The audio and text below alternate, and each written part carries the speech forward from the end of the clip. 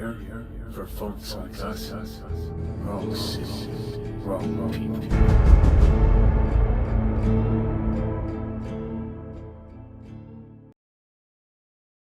Alright guys, welcome back to the channel. Aesop Grimm here, and this is the continuation of my playthrough of TBC Anniversary.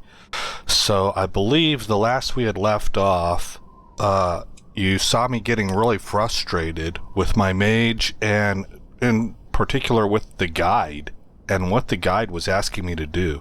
So I switched it over from speedrun to survival, and that did help. It did seem to help push the mage through that phase. It gave me a couple alternative quests to do, and then it brought me back to the quest that was causing me frustration a little bit later on after I had gained another level. And so it seemed to work, but it's hard for me to say. It was a little bit of a short sample size, and I can't be sure if that was just a phase or if it's a long-term answer for her, right? But I am still on that survival guide. I am now level 33. Yeah, level 33. And we're going to make our cornbread here. Let's see, bring up enchanting. This is really my primary goal. Everything that I'm doing with the mage revolves around enchanting because I want her to be my disenchanter as my main Trump mugshot levels up through Outlands. Trump is now level 63, by the way. And so I am at 122 of 160, and I am looking for a shield.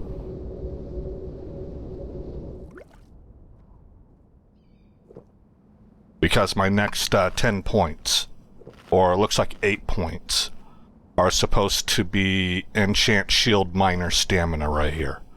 So in this episode, I kind of don't think we're going to make it all the way, but we're here at the Salt Flats. Some really good XP per hour can be had here, potentially.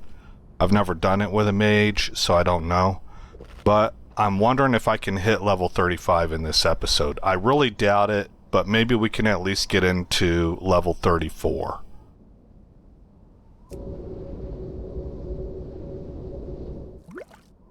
Okay, it wants me to go off in this direction. I'm sure we're going to go talk to the people at the raceway.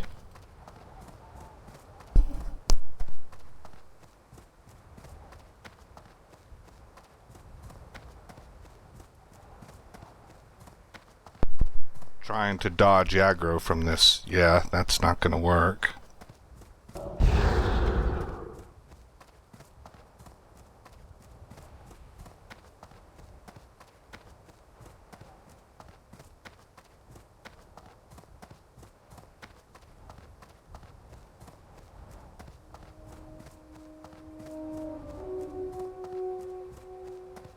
So we will be paying close attention to this number down here, XP per hour, during this episode. I was going to try and have this episode be the one where we listen to the 3 to 5 videos that Dr. Steve Turley releases, but surprisingly, today he did not release any videos, so I'm not sure what's up with that. That's unusual for him. But it looks like I'll have to put that off until at least tomorrow. Because optimally, I would like to listen to it live with you so you can see my reaction. Just to be as real as possible, you know? Okay, accept delivery to the gnomes. Well, why can't I talk? Oh, he's going through his RP.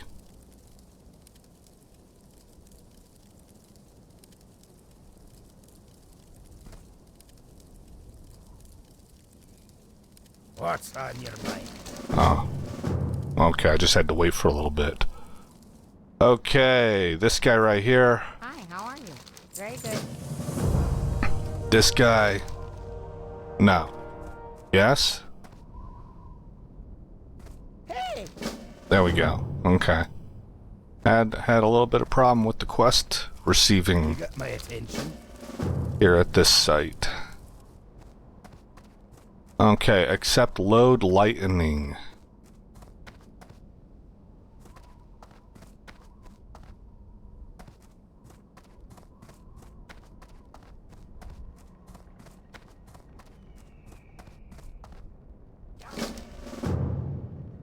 A bump in the road.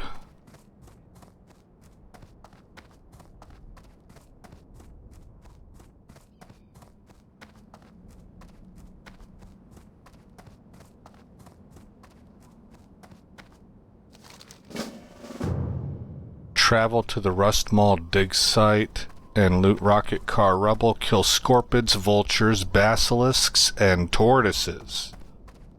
Alrighty then. Well, here we go. We will hopefully start to see. We're at 23,000 baseline right now because we turned in a couple quests. I'm hoping to get that up into the 36k. Anything north of 36k. And I am just kind of going off like whatever knowledge I have tinkering around in the recesses of my mind from history and stuff. So this is kind of a feel. I think 36k would be a good XP per hour. And if we can get anything over that, that's kind of like cherry on top territory.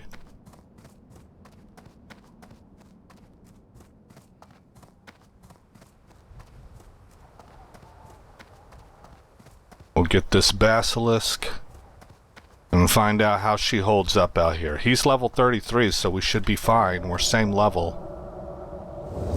Same level is a win for me. More often than not.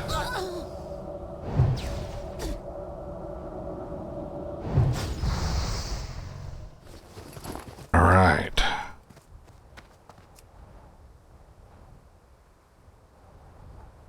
So we have now killed 1 of 10 saltstone crystal hides.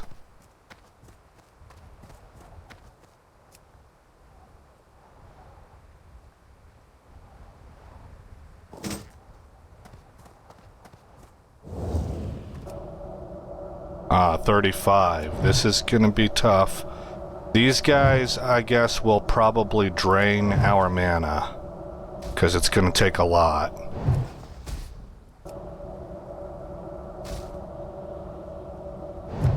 I'm trying to be mana efficient, that's why I'm not using Arcane Explosion. Let's take a look at this. 126 mana for 175 to 192 frost damage. 185 mana for less damage, yeah. So Frostbolt is more efficient.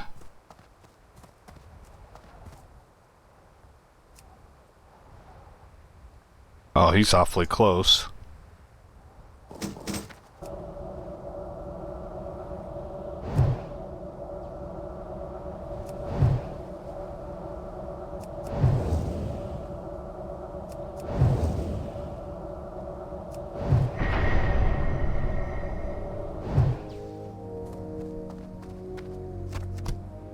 And we drink.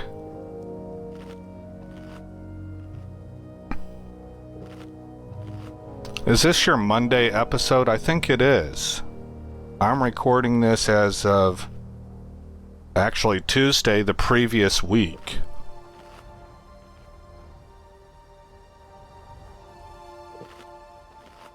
So it'll be a while from between the time that I'm recording it and when you actually see it. But I hope you guys had a wonderful weekend. Obviously, I can't tell the future, so I have no idea what kind of catastrophes may have happened, but hopefully none.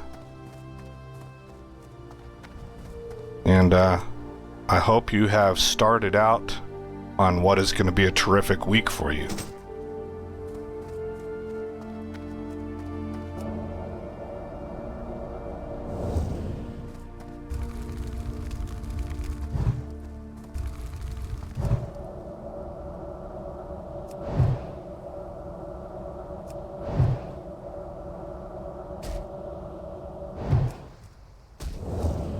pretty high armor also. Or high hit point, I guess, because magic ignores armor.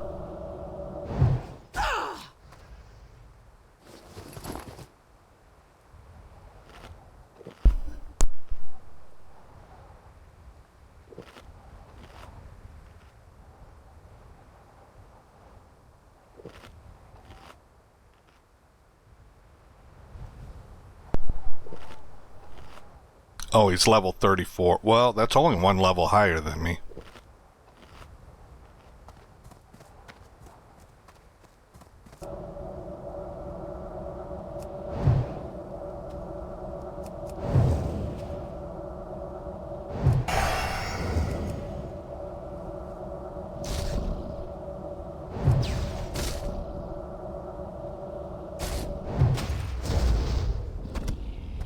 That was actually fairly mana efficient right there.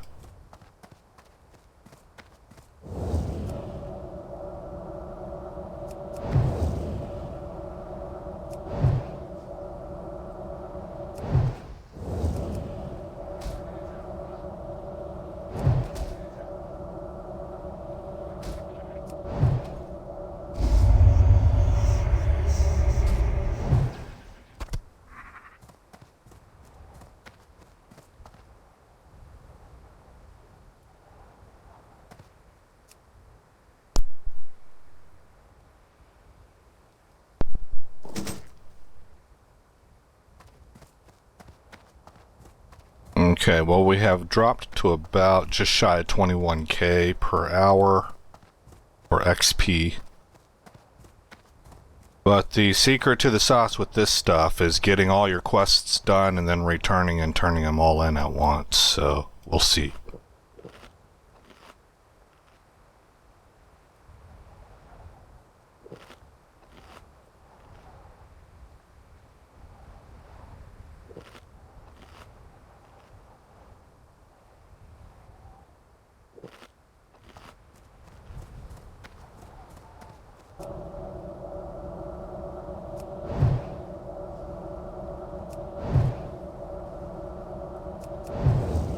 Uh-oh. Oh, okay. I thought I drew more aggro.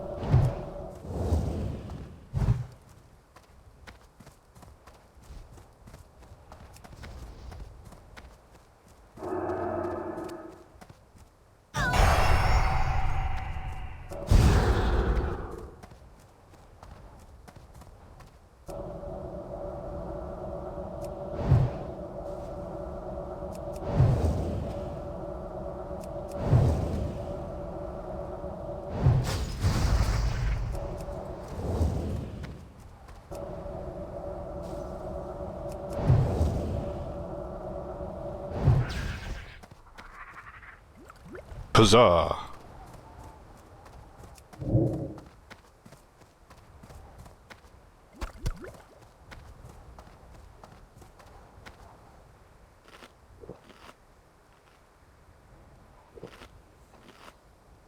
Level 29.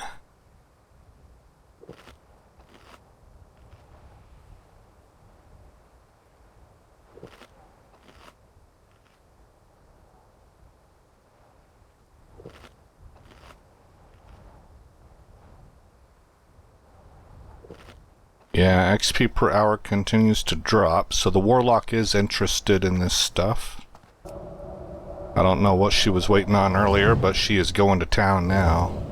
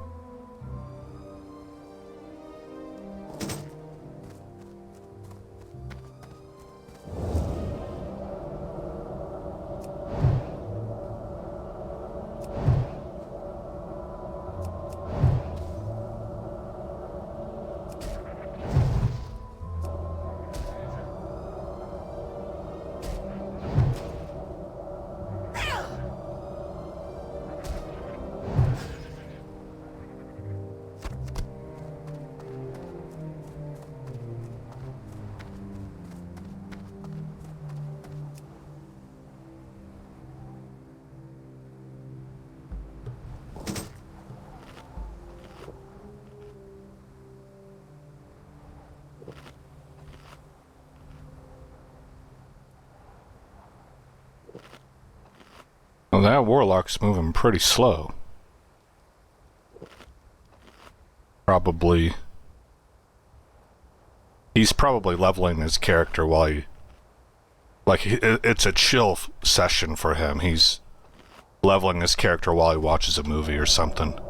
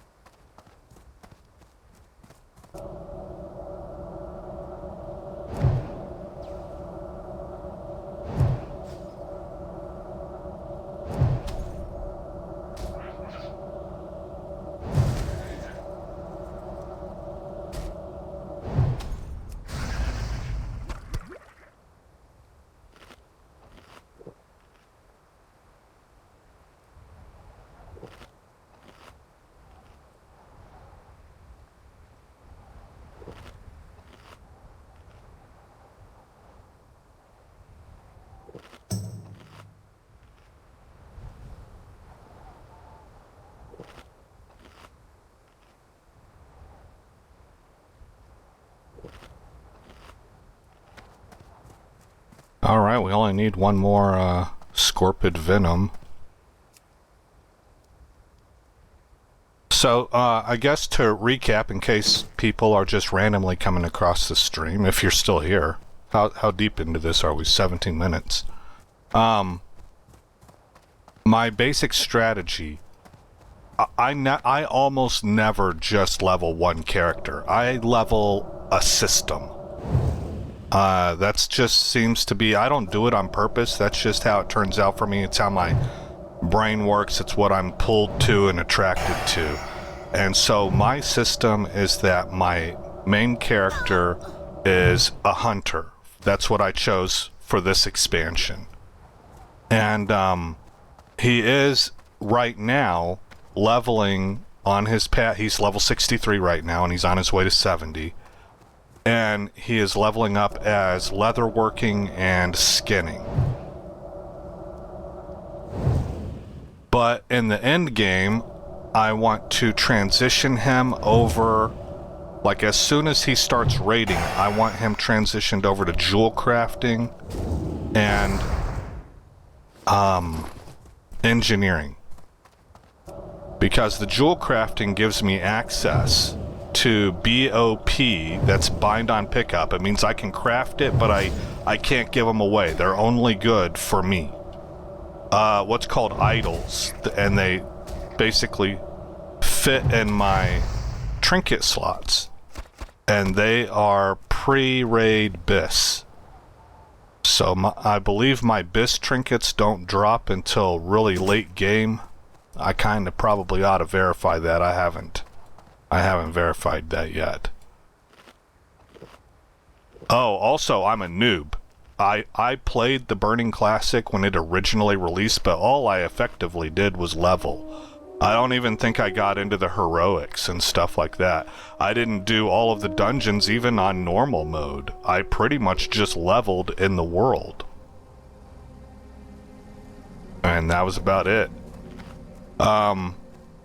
So a lot of this stuff is new discovery for me, but that's the snapshot of what I want for my hunter. So how am I going to do that? Well, I guess I could do it through the AH. I could buy the raw ore for him to use for his prospecting and his engineering needs. That might even be the most efficient answer ultimately. But I don't like to do that. What I really enjoy, for whatever reason, and this is true in like all aspects of my life, I enjoy being self-sufficient. Now, I'm not sitting here pretending that, you know, like there's a reason we have a phrase, no man is a battleship. I understand that. but to the extent possible, I don't really like to ask for help, and I genuinely enjoy the process of putting things in place where I can take care of myself. And I like that in video games, where you might start as a small village and you develop all the things that you need for that village to grow and to be independent and not beholden to anybody else, right? Things of that nature. So what I did is I started a druid because I had read that druids are easily the best gatherers in the game, especially for herbs. And my druid right now is herbalism and alchemy, but he's hardly spent any effort at all in either one of them. He will go back and take care of business and level up. Whoops. Herbalism and mining when it's time for him to do so. He is currently level, I think, 42. 41 or 42. And my third character is this one right here, my mage, whom I have never leveled a mage. I always get bored with them until this go round. This is the first time I've actually kind of stayed interested. I don't know if we're gonna win this. Boy, that was close. Pumped out a bunch of big damage there at the end. That's the nice thing about mage. They're very, very, very bursty. And so she is going to be basically my money maker. And my bank alt. So with her, it's a little bit, it's like slightly complex because she has sort of like phased goals, but it's not terribly complex. Her first initial goal is to get to level 35 and 300 of 300 enchanting. That is going to allow her to disenchant almost everything that my main hunter comes across in Outlands. All the BOEs. Let's see here, we need to refresh. Eventually, I'll probably want to get her to level 50 because she is going to be... Let's take care of this Scorpid first.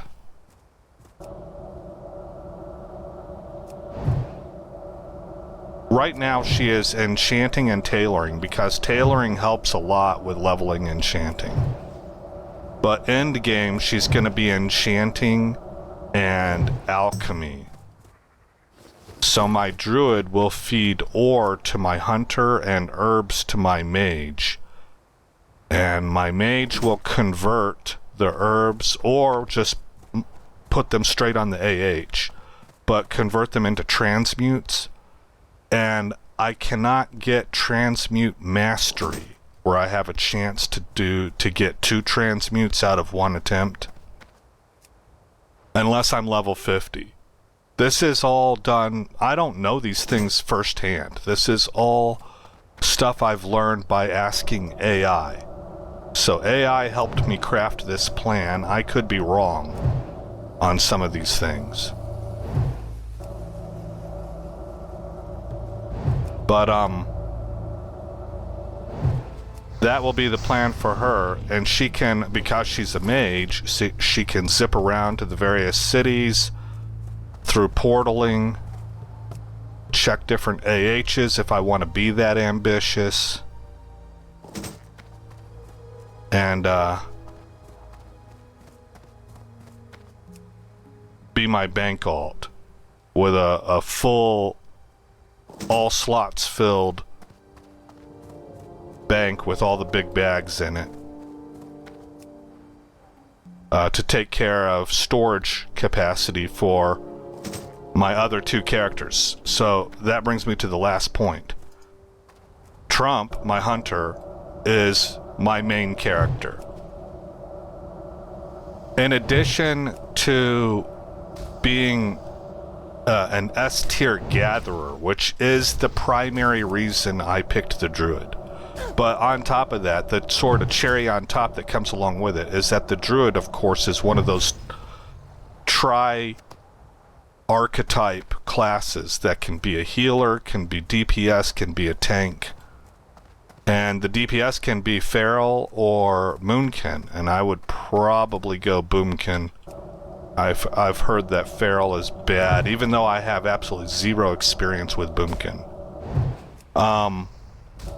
But my idea is that I would be able to fill any roster holes that we might have on raid night if they needed me to. So there is the idea of guild flexibility to help things work better for my team. And so we'll see if that's how it actually pans out. That's the intent. I can tell you it almost never works out that way unless you're pretty experienced. I am not. So not only would I be kind of learning that class, which is an alt, it's what I'm calling my primary alt, so I'm not spending tons of time on it, but I also wouldn't have the gear. So it almost makes more sense from a raid leader position, I'm thinking, to just simply pug that position or keep me, a mid-level player, on my main and swap out a higher skilled player who also has a similar setup and can bring an alt and be better on that alt, so that our overall raid DPS would remain higher that way. That's kind of what I'm anticipating will be the reality. I'd have no qualms with that. That's how I would do it, right? And this has been a great guild for me, even though I am kind of an average player. Now, I'll tell you, you could be an average player and still contribute a lot of DPS as a hunter. I'm a Beast Mastery hunter. Boy, lots of room for error, at least at this stage. And it's actually got a really high skill floor if you want to be the best of the best. There's some crazy stuff involving different rotations depending on what your attack speed rating is and stuff like that. I probably won't get into any of that. There's also melee weaving. I might try some melee weaving. But I've heard that you kind of need to get scripts and stuff, and I don't think I've ever messed with scripts. But even just as basic, you know, I did my research and I've got some good macros that help make the class easier, and it's already an easy class. So with all that wide range of room for forgiveness, I typically am leading the DPS meters in any group that I'm in right now. There have been 2 instances. Well, hold on, let me separate this out. There's been 2 instances where I absolutely got obliterated, and that was with the pumper group of my guild. Some of them were higher level than me. All of them are much better players than I am. And I just got completely dump trucked when it comes to being competitive on the DPS meters by those guys on both instances. But that's not unexpected. And especially when they're higher level. And in 2 other instances, one with another hunter who was 1 level ahead of me, but I actually caught up with him during the instance. I leveled during that instance and he didn't. But I'm telling you, like, my impression was that he was just better with his rotation than I was. It wasn't a level thing, it was a skill gap thing. He was just a better hunter than me. And there were a couple times I was able to outdo him, but mostly he outdid me, and sometimes he outdid me pretty badly, depending on how much each of us was dumping our mana for DPS during any given fight. I think on all of the boss fights, we were very competitive, and on a couple boss fights I beat him. at this point in time, I'm really good at single target. I'm kind of decent to pretty good on multi-target, depending on how hard I'm pumping with the mana, right? The other instance was a warlock. This warlock was geared better than I was, according to my little add-on that I use to give a cumulative score. I guess we call it gear score. He was, I think, 150 points better than me. And boy, he could pump. He could really pump. Now on single target, I obliterated him. He couldn't compete with me on like boss kills. But on the trash with that seed of corruption, I'm assuming, I was having to really push very, very hard to try and keep up. It made me a better hunter, actually, to be honest. Both of those instances, really trying to keep pace with the hunter and then trying to stay ahead of the warlock, were good experiences for me. Other than that, all of the other dungeons I've done, and it's been a number of them, I wouldn't say an insane amount, but it's been a number of them because I've been using dungeons to level. I am clear-cut number one, oftentimes way ahead of everybody else. So I'm telling you that because it's a testimony to the class. I just got done telling you I am a mid player. I'm like the definition of a filthy casual mid. So that class has a lot of forgiveness to it.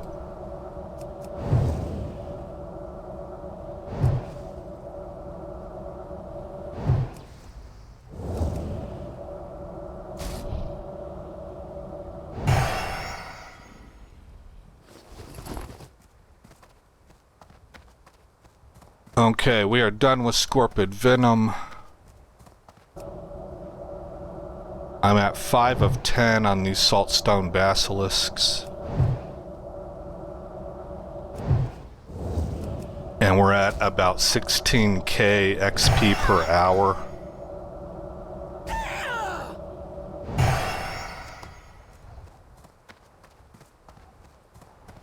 This should be part number 24 of 30.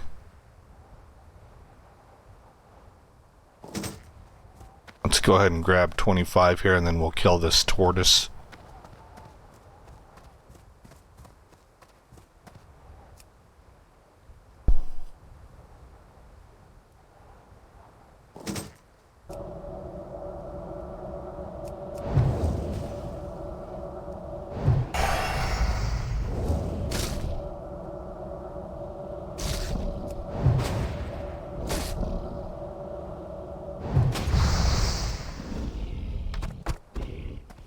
Three of 9. All right. Moving right along.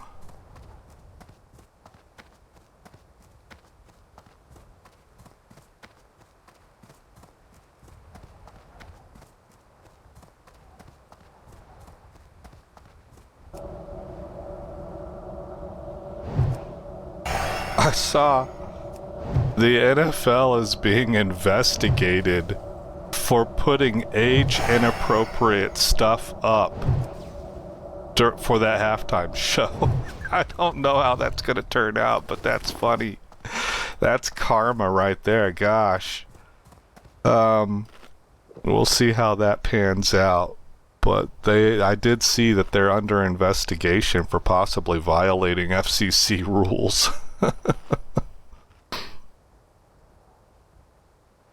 And the numbers just keep getting better for Turning Point USA. And I can't pretend to understand. I'm not very well versed in this area, but I'm seeing from multiple vectors that for internet live streaming and for who they were competing against, what TP USA was able to accomplish on, I guess, what's considered to be comparatively short notice, is kind of nothing short of a miracle. They the numbers they pulled in for live streaming is just in a completely different stratosphere than what live streaming is normally measured at. It's like if you put a car on the track for like a test run for a Formula One race car, you want to know, okay, can this car compete at the highest levels? So you run a test lap with no competition, and let's say that what you're shooting for is a time around this lap of, let's just make it easy, 1 minute, right? Oh, whoops.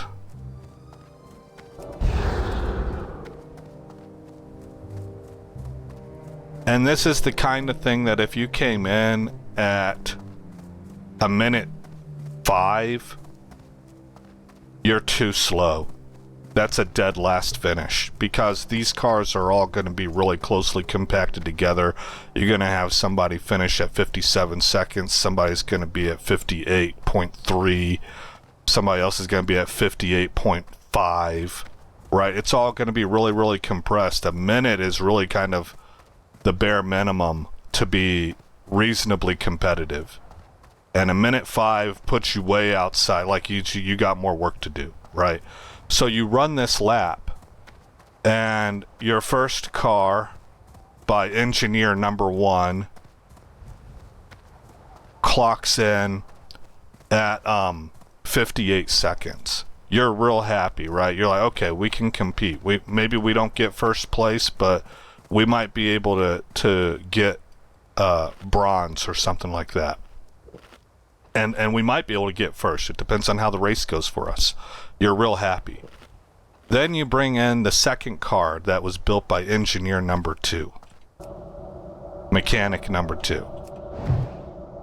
And that car clocks in at 30 seconds.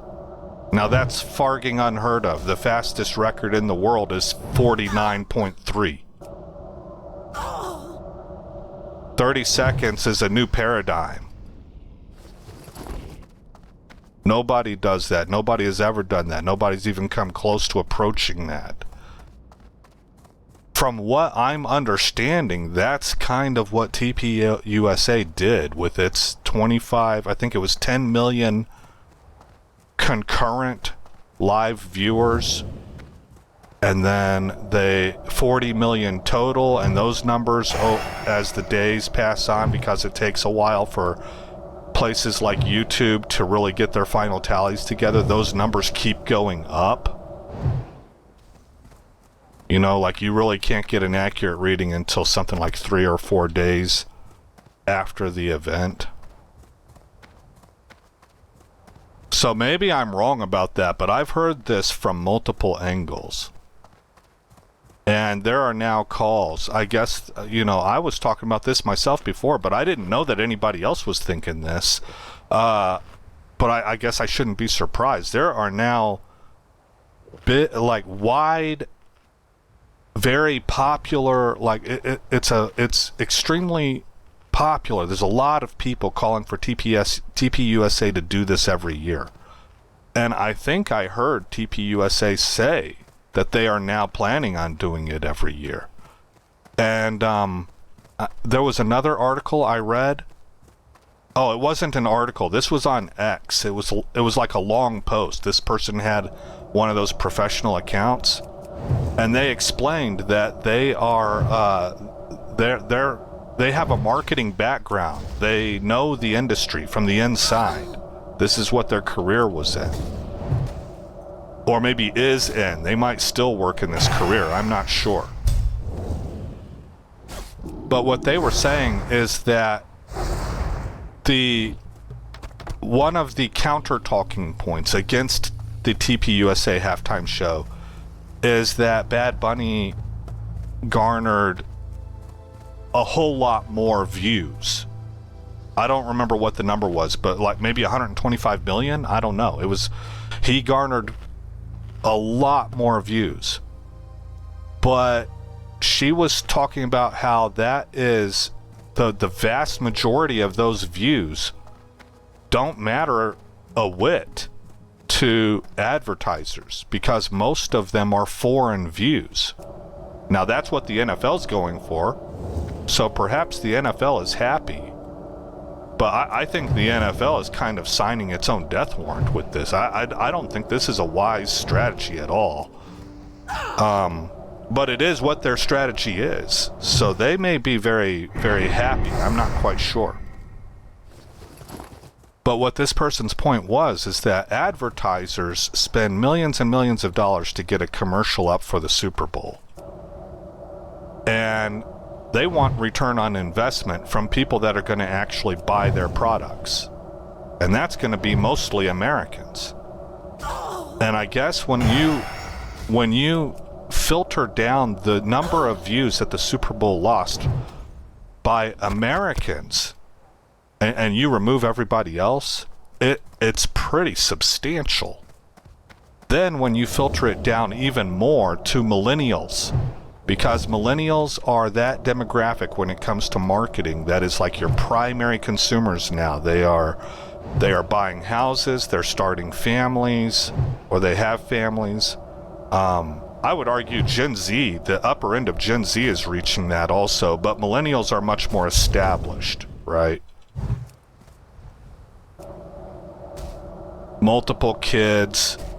This is your prime beef consumer demographic, and they tuned out even more. Now we're getting reports that the African American demographic absolutely hated what they saw, and they're acting out about it. From what I understand, they are not being quiet on this. So she said if TPUSA starts doing this annually and they're able to maintain consistent numbers like this, particularly in the demographics that matter to advertisers, you will start seeing commercials and advertising drift from the Super Bowl over to TPUSA. Now, I don't know if that's really truly the case, because a lot of these commercials, they don't happen during halftime. They're happening during the game. So how many people are tuning out of the NFL total while still tuning in to the TPUSA halftime show might be how that splits up. So this is kind of one of those time will tell things, but people are talking in these kinds of tones. In other words, what happened with the TPUSA halftime show is a seismic event that will have ripple effect. What that ripple effect is and who it benefits and who it hurts, we don't really know yet. But it will have ripple effect. And has had ripple effect. So it'll be kind of interesting to see what the NFL decides to do next year. My guess is that they're going to triple down. Under Roger Goodell, who is, by the way, I just learned, the son of a longtime Democratic senator. He is as progressive and liberal as it gets in his worldview. And the NFL has really, really pitched into the social justice movements and especially into trying to garner an international audience under his leadership. So they have had trouble before with viewership because of their social justice positions, and they've dialed it back some, but overall stuck with their positions. The NFL, it's like the Titanic, you know, if the NFL ever breaks apart, it'll be a long death. So they're kind of counting on being able to stay afloat long enough to ride out the storm and having people return back to their product because people like football.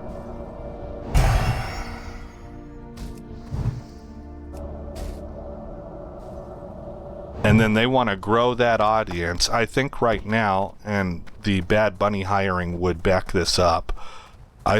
This is not me speculating. This is me saying I think I heard that they are really focused on opening up long-term hardcore fan bases in Central and South America. You can obviously see that the NFL does preseason and even regular season games over in Europe. They have, I think, farm team style programs meant to develop European players for American football, which is why we have players from over in that area of the world in the NFL now, or it's part of the reason. And they do this not just in Europe, but also I think in maybe some in Japan as well. So they have other places that they are also interested in, but as I understand it,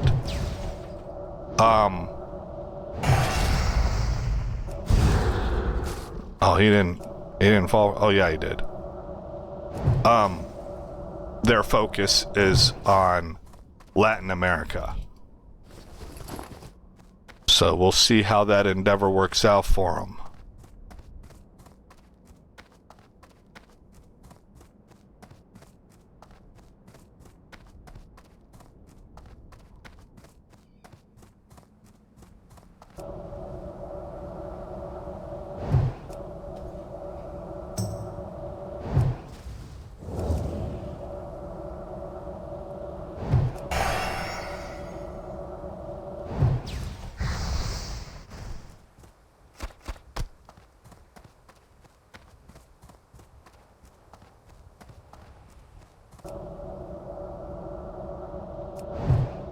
Which one is this? Crystal Hide? I'm at 3 of 10 for these guys, so this guy will be number 4.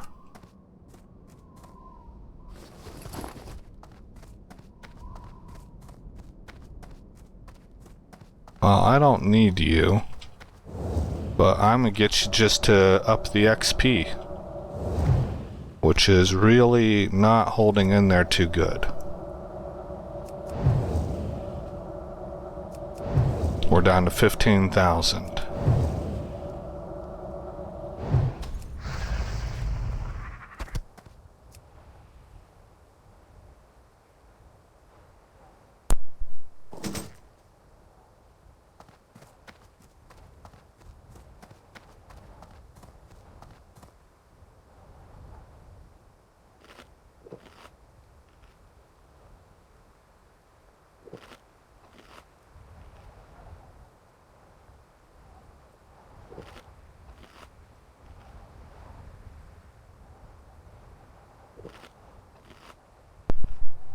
We're going to go after these tortoises. We are at 6 of 9 on the shells. I think I got up from my drinking a little bit early there.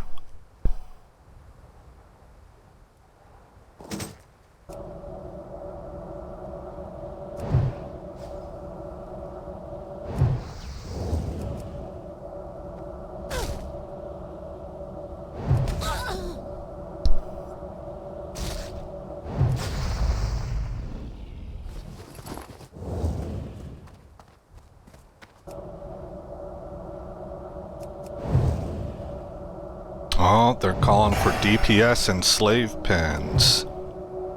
I'm really tempted, guys, but I think I'm gonna stay with this character right now.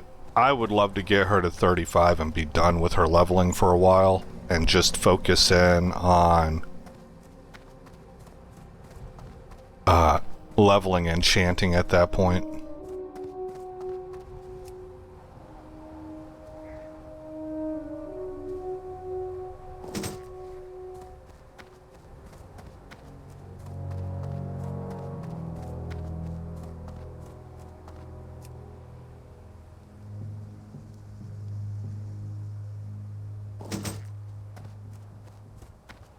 There we go. Alright, how many of these? I'm at 7 of 10.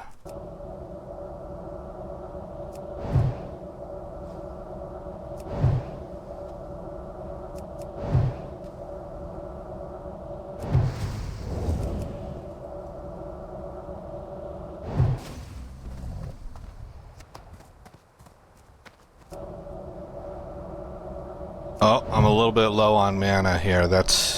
I might have made a mistake.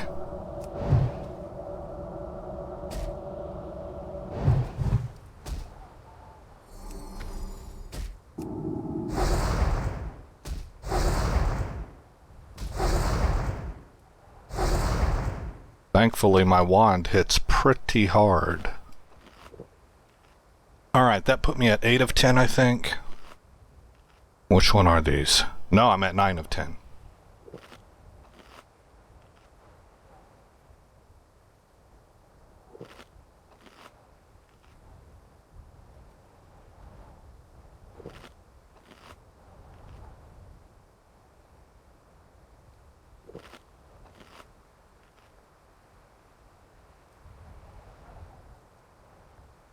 Oh yeah, you know what? I listened to a video earlier and I felt like my game audio was a little bit low.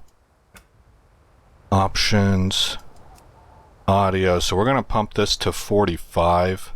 Let's try 50. And see how that works out. Where are we at here so I know where to go in my video? Almost 52 minutes, okay.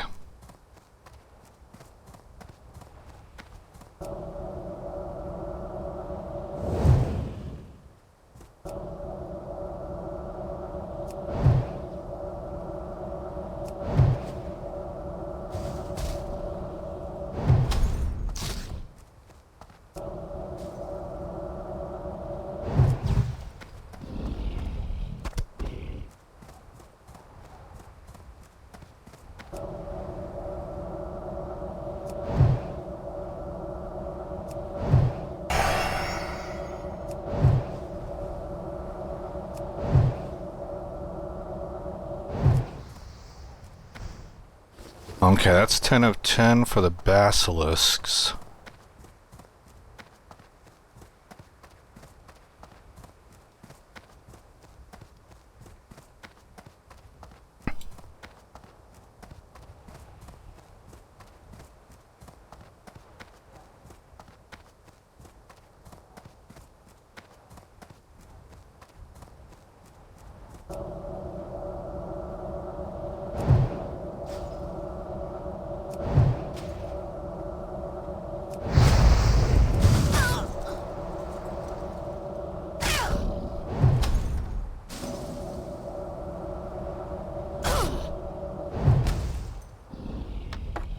Seven of 9. Hey, we're advancing slowly but surely.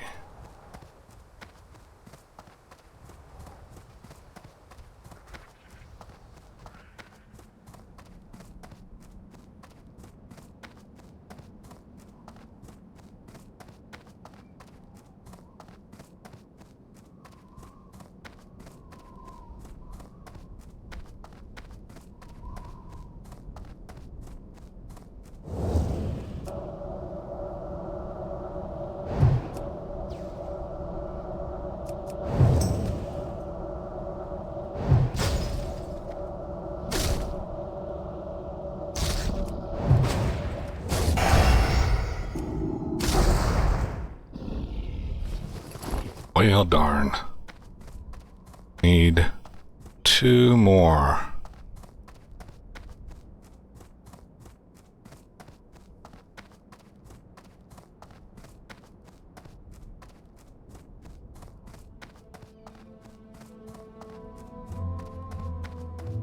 Can I get through this screen? I guess so. I'm a little bit surprised.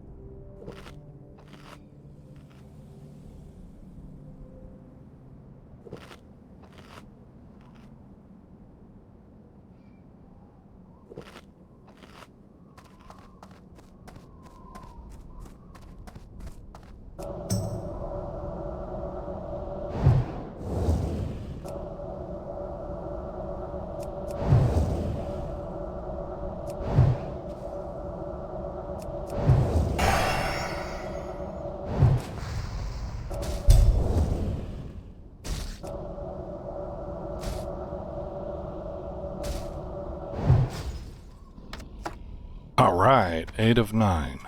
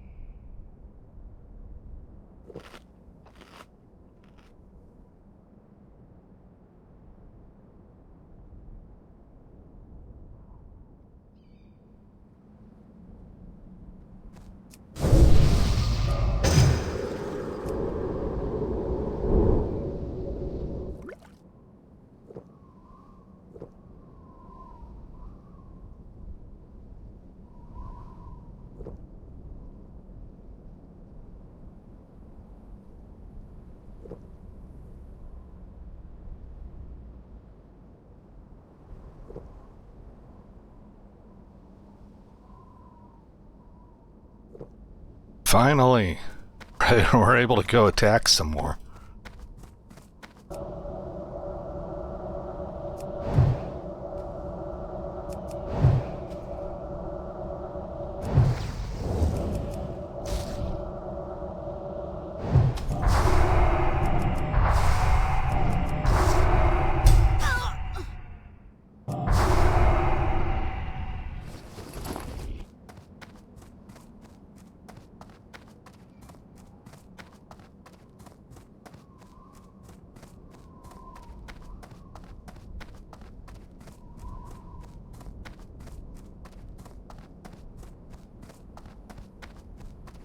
We're not going to turn anything in yet.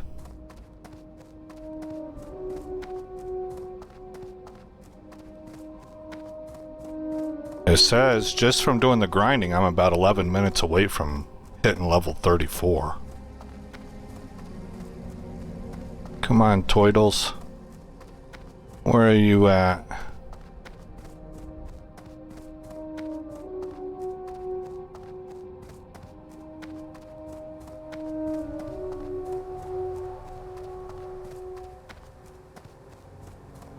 Oh, I still need these guys.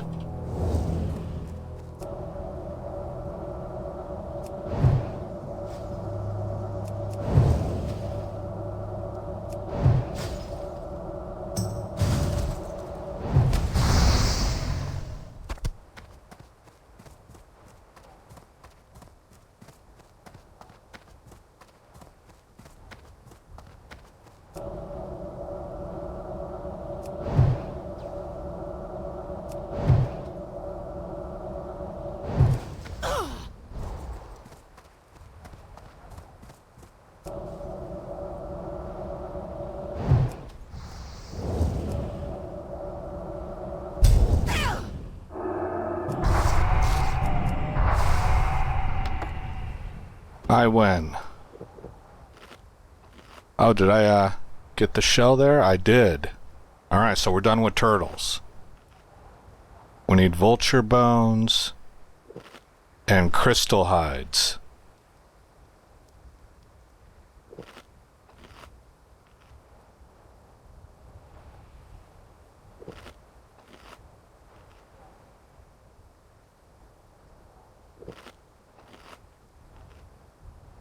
Typically the vultures are kinda competitive. People are after those because they're harder to find.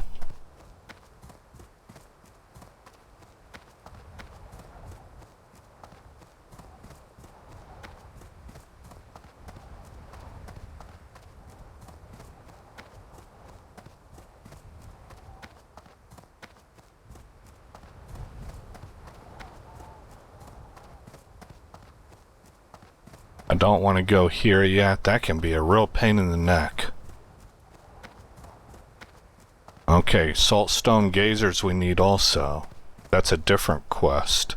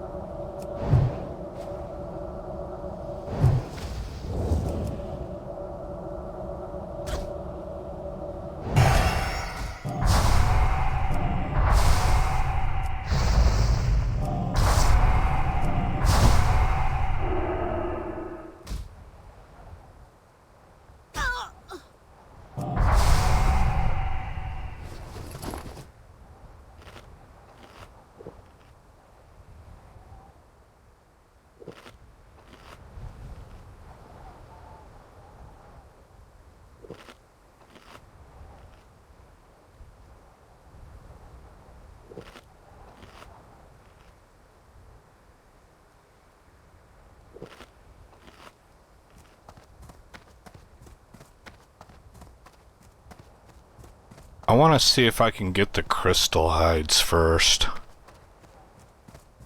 So let's head back in this direction.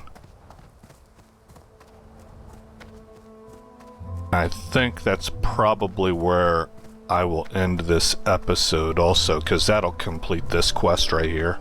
Well, no it won't. I still need vultures.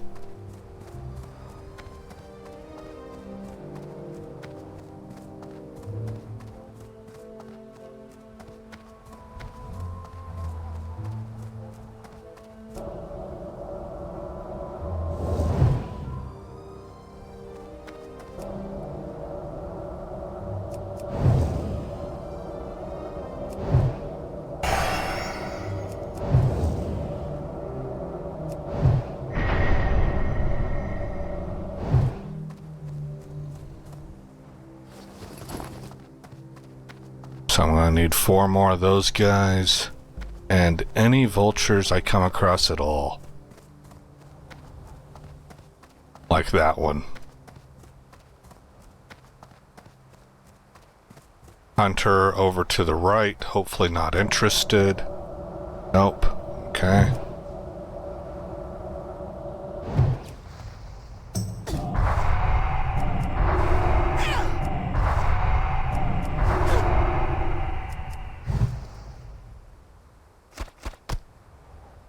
Okay, 3 of 10.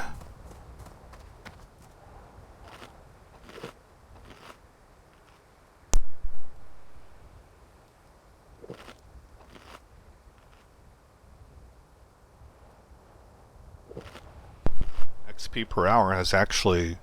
Well, no, never mind. Never mind, I'm wrong about that. It continues to fall.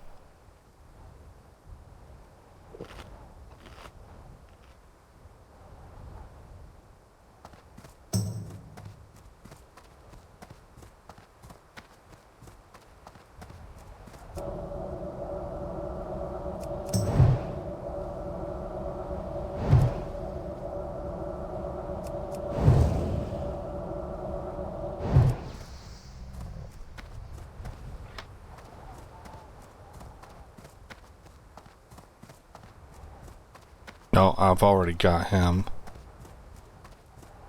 I just need the crystal hides. Maybe go inwards a little bit more.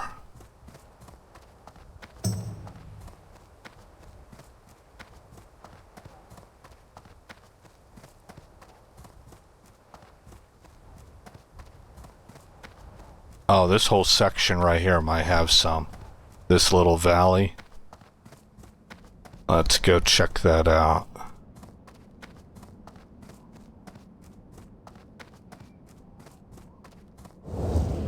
Oh, let's prioritize the vulture.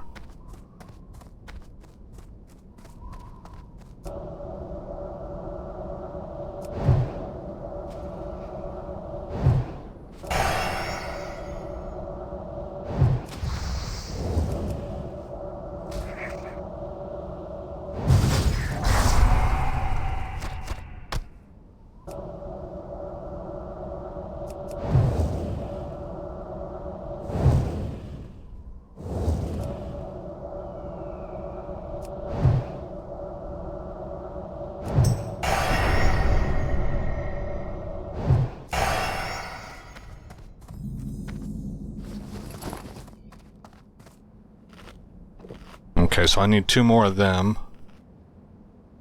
And 6 more of the vultures.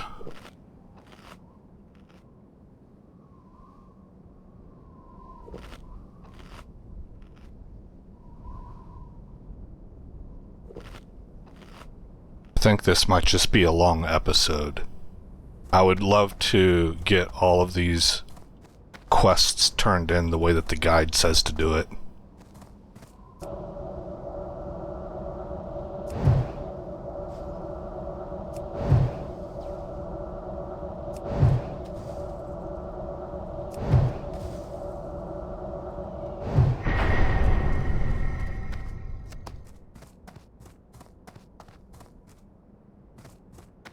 Dead, dead, dead. Dead. Dead. Okay. Well, that's too bad. Somebody had the same idea as us. And cleaned up. Well, we only need 1 more. And there he is. Our volunteer. Nope. That's not a crystal hide. Neither is that.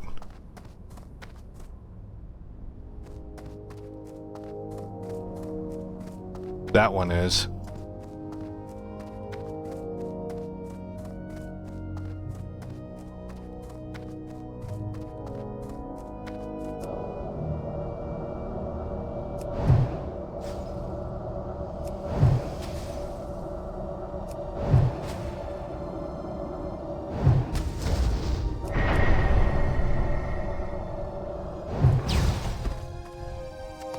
Okay, we are done with that. So now we are just looking for the vultures.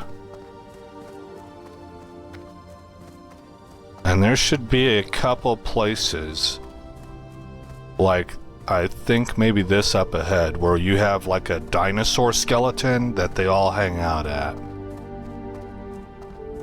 Or a group of them will hang out there. They are oftentimes camped. So it's a little bit of luck of the draw.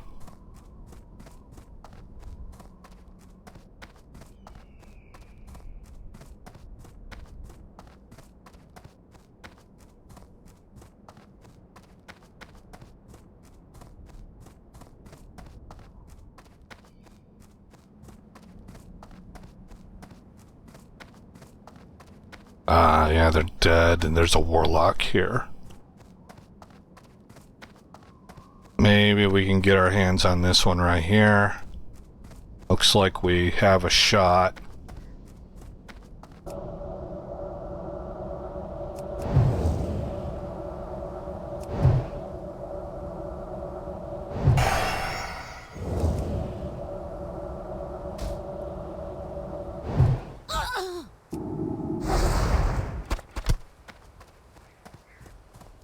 We are 50% done.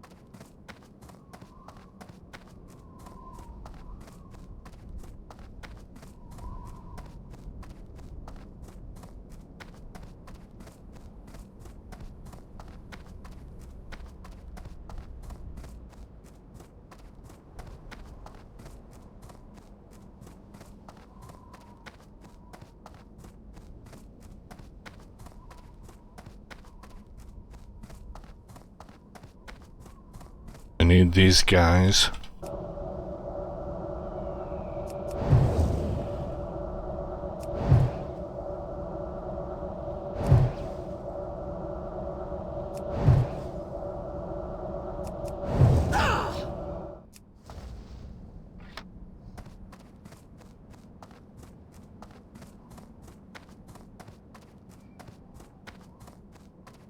Okay, we got some more bones up here. Maybe we will be fortunate enough to find some vultures.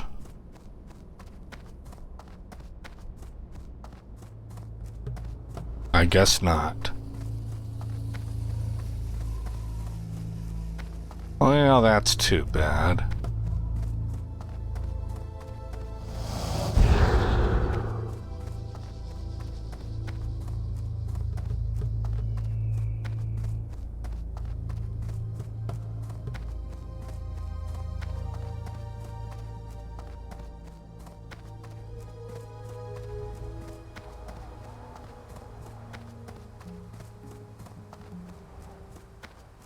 Okay.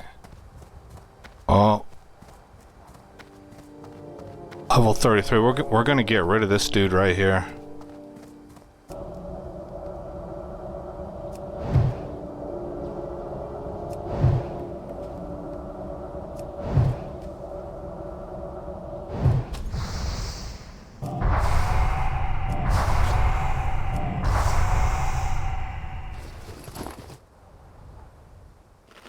And I'm gonna try something somewhat suicidal for me. I'm gonna see if I can do some AoE.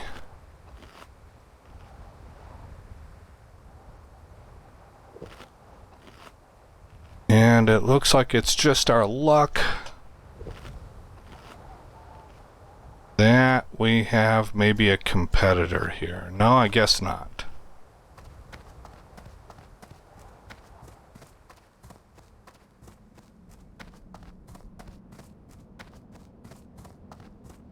Be better if I had a mount.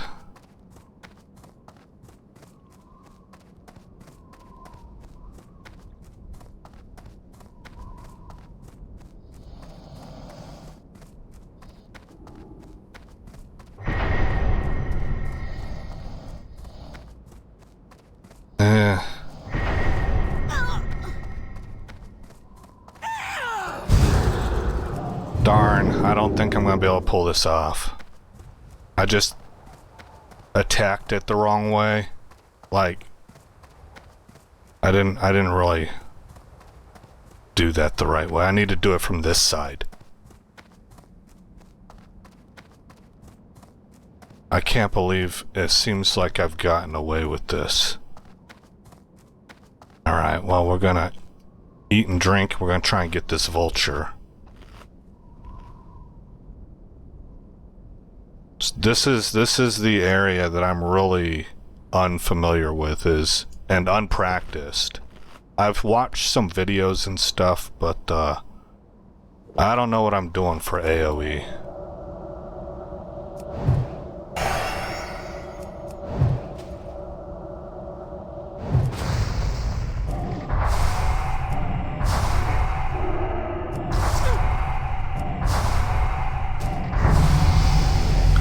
Look at that. We got a ding. Only one more level to go. Okay. Reduce cooldown of Frost Nova. I don't think so. I'm going to go Ice Shards instead. I've been waiting to get that one. Increase your crit strike damage bonus of your frost spells by 20%. Golly, that's gonna... So whenever that's all said and done, it's gonna double the crit strike damage bonus of frost spells. That's pretty significant. Alright, so I'm gonna run in here. I'm gonna try and get like 4 or 5 of them. Maybe I should settle for 3 or 4. Let's try this angle right here.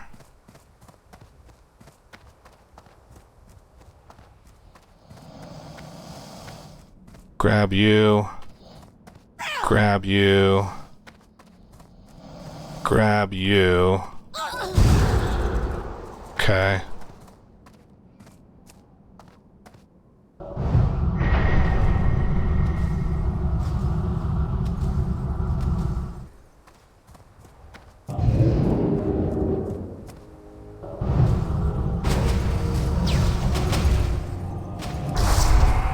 Oh, they stunned me. I'm gonna die this time. Yeah, that didn't go well. I don't know if they're too high level or if I'm just, I'm probably also doing things the wrong way, but I think it's a combination of both. They probably are a little bit too high level for me to be trying to AoE farm. They have a stun. That's like a nightmare for AoE farming, I would imagine. And I also am unfamiliar with what I'm doing. I felt like I hit all the buttons right.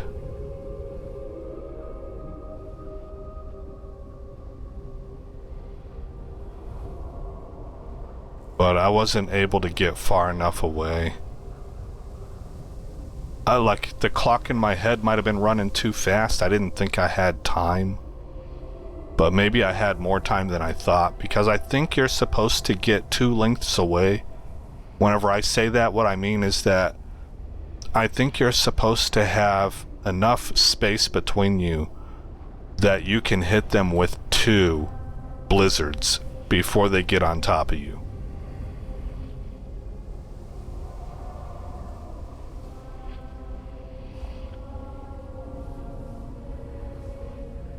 Nothing kills your XP per hour like death.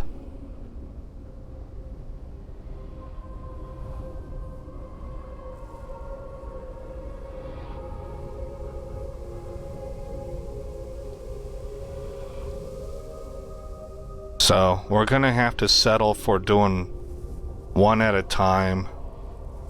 I mean, maybe if I was lucky, I could grab 2 of them. Freeze them. What is that called? Frost Nova them. And then Arcane Explosion them down. I guess that's possible.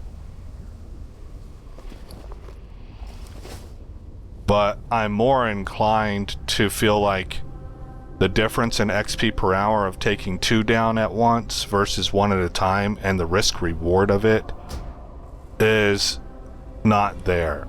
That it would be better. I'm better off just single targeting.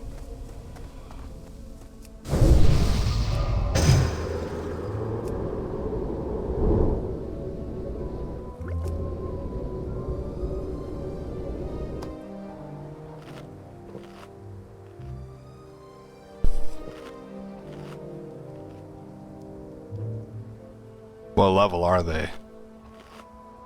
33, 33, 33, 33. They're 1 level lower than me.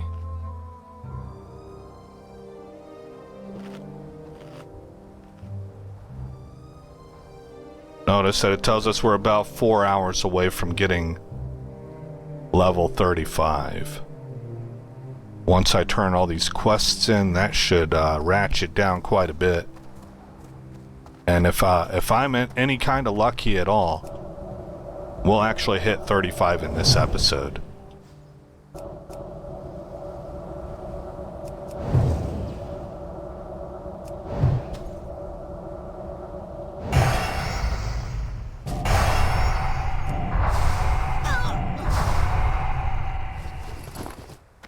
Alright, do I need you to? Yes. So you're next.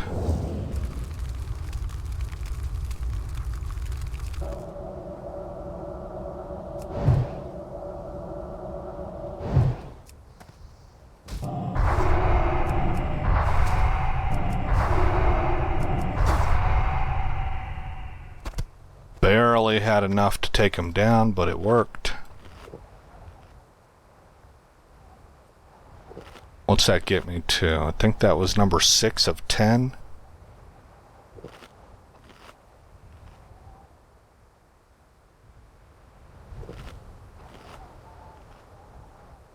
Ah, 4 of 6. Okay, so we only need 2 more.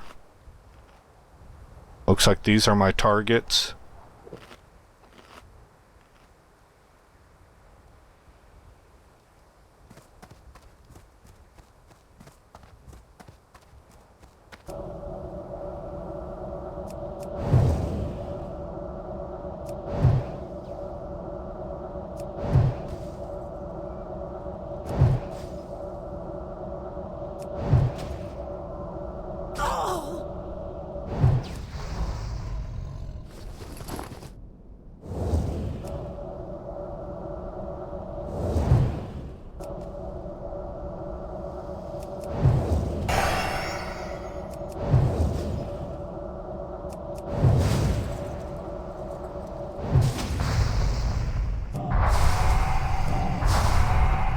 Okay, that is 6 of 6.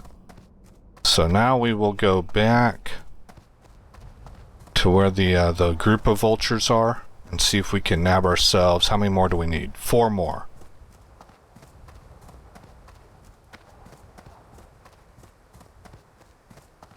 Needless to say, it would be nice if I had a mount for this particular zone. But I'm real happy that I was finally able to get Trump his elite mount. And he also has animal handling. So that's an additional 8% speed. And boy, it sure does feel like he's flying around out there in Outland. Not literally flying, not like a flying mount, but zipping around. Let's go this way.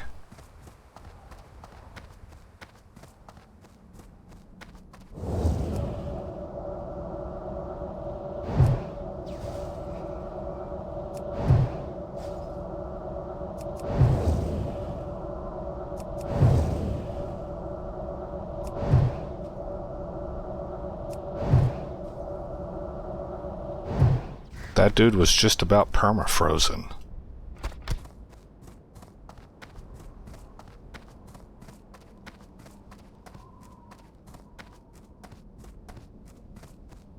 Alright.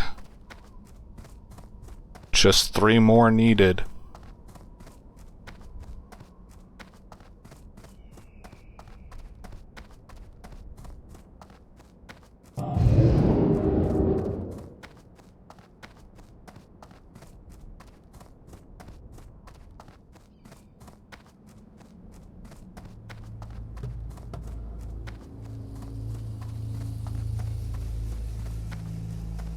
Dead vulture here. So this, oh no, that's a scorpion. Okay. Ah, a priest. That was my first, I guess what you would call a main. It wasn't my first character, but it's the first one that I ever really made a main character out of and did some raiding with and stuff. Mind you, it wasn't good raiding. This was back in the days of true vanilla, man. Even the internet was different. You didn't have remotely the knowledge base that we have now. You didn't even have the tools. Nothing that even approached the level of knowledge and understanding of the tools so that you could find your own answers. You had to just play the game. And everybody was just playing the game, so there was no meta. There was, well, I guess there's kind of always a meta. People had found stuff that seemed to work optimally, and that was the meta at the time. It's just that we had not discovered the true meta. That stuff hadn't been invented yet. People hadn't figured it out. So it was a lot more normal and acceptable to have oh,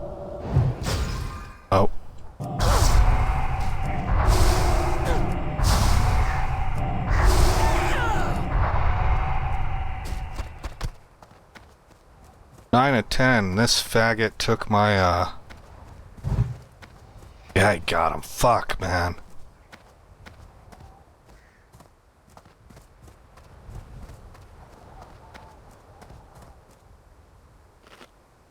Yeah.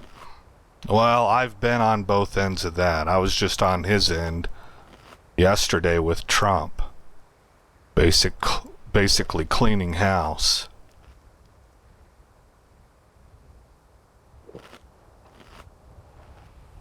Out there while poor Alliance characters couldn't find anything. I think we're just gonna sit right here. Is this asshole gonna sit here with us? Apparently not. Okay. And we're gonna try and get a repop. Alright, so back to story time. So it was a lot more normal and acceptable to just have all kinds of specs, man. You had a bunch of different people using different kinds of stuff. Now that was in the super early days. Eventually, like I say, it did kind of coalesce around a, I mean, that faggot could have invited me to a group, you know? What a dickhead. I hate people like that. Oh, that's not fair to say, man. It's not. Because I don't always do it. But at least I was kill stealing from Alliance yesterday. I mean, I joined groups and I invited people to groups yesterday, now that I think about it.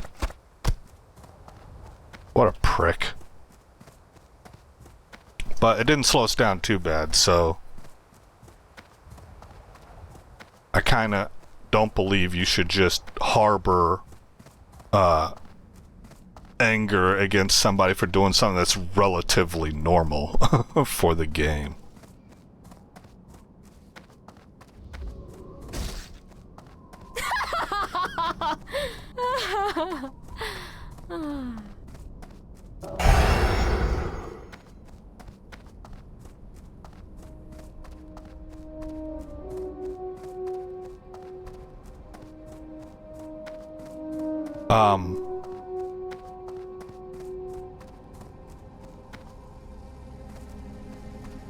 Okay, so the moral of that story, I was in a guild that, we didn't get very far. We tried to do MC, failed. We tried hard, just couldn't get it done. We tried to do, like, a guild merger with another guild that was also having a hard time, and still, we got a little bit further, if I recall correctly, but also couldn't get it done. We went to ZG, and we were able to do some. It was the same story as MC. We were able to do some of it, but we couldn't clear the whole thing. So that was like the peak of my previous WoW experience. MC and ZG. And then I played TBC as basically just someone who leveled a character. I was almost exclusively just in the world. I did a few low-level dungeons, but once I was out of the starting area, I don't think I did any dungeons after that. I didn't do any heroics at all. Never sniffed a raid. Then got into Wrath of the Lich King, which even to me, being right at the edge of quitting at that point, it seemed interesting and cool. But I think what happened is I had life change. I switched over Can I help you? from active duty to active guard. And that was a pretty big deal. And if I recall correctly, I think Skyrim came out not long after that. And I was just kind of tired of doing MMOs because I am kind of an introvert, and so Skyrim really appealed to me. Travel to the Rustmall dig site. Oh, that's over here. Oh, I turned all that stuff in without... I wasn't really supposed to do that, man. Oh, that's what happens whenever I get to talking. I go on autopilot. Oh well, we turned in a lot of stuff. We're up to 20,000 XP per hour. See, I don't think that's very great.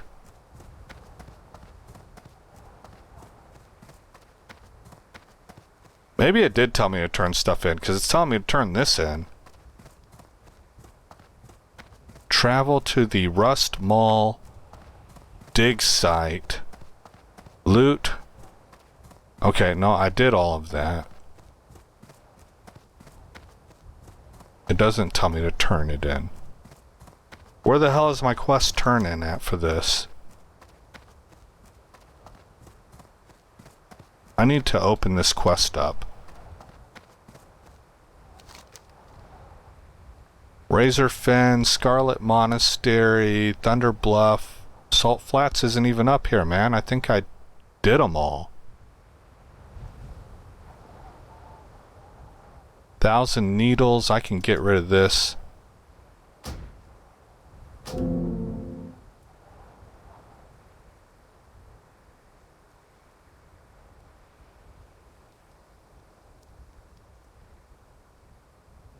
I tried to do Frost Maw, I couldn't do it.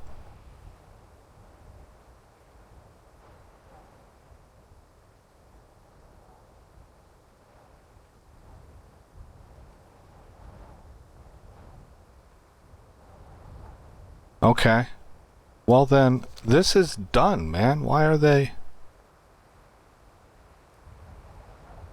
10 of 10, 9 of 9, 6 of 6, 10 of 10, 10 of 10, 30 of 30. Click that. Okay, we gotta go over here and mess with the bugs. Looks like I'm about a quarter of the way through this level.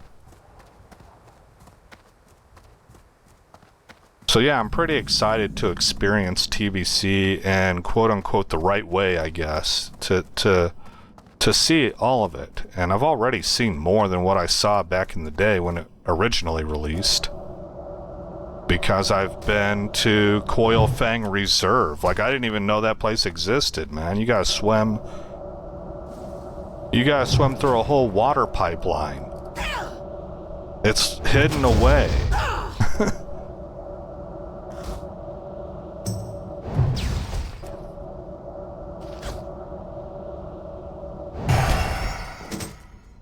One of 5. Boy, you could really get yourself in trouble in this place here, so we gotta be careful. It'll look like you're good to go, and then all of a sudden there's 3 or 4 of them coming at you.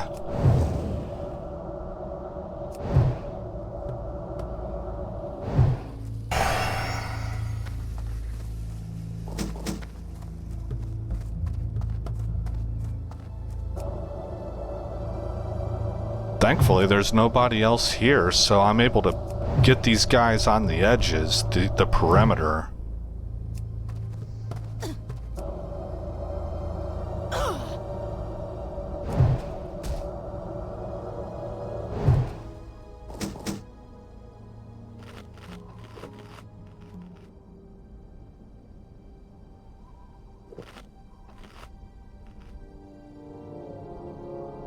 Am I full on bags? No, I don't think so. I wonder why I didn't pick everything up. Oh yeah, do I have a shield? I need a shield.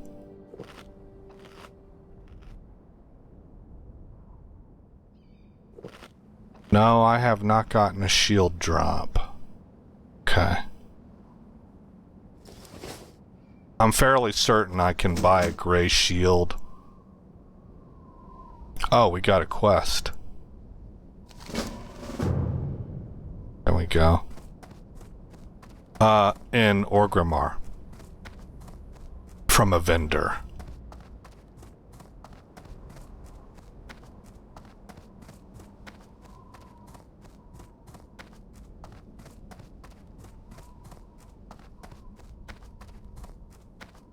Maybe my expectations are too high for my level versus the XP per hour I'm expecting to see. But my suspicion is that my mage has just been slow. Because she has to stop and drink, and my other characters could go a lot faster, I think.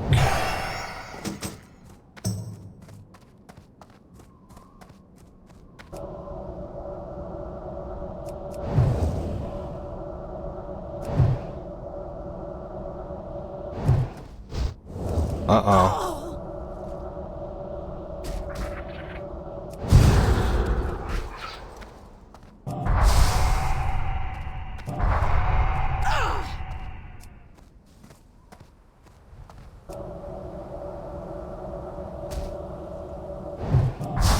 Okay, got one of them. Let's get out of here.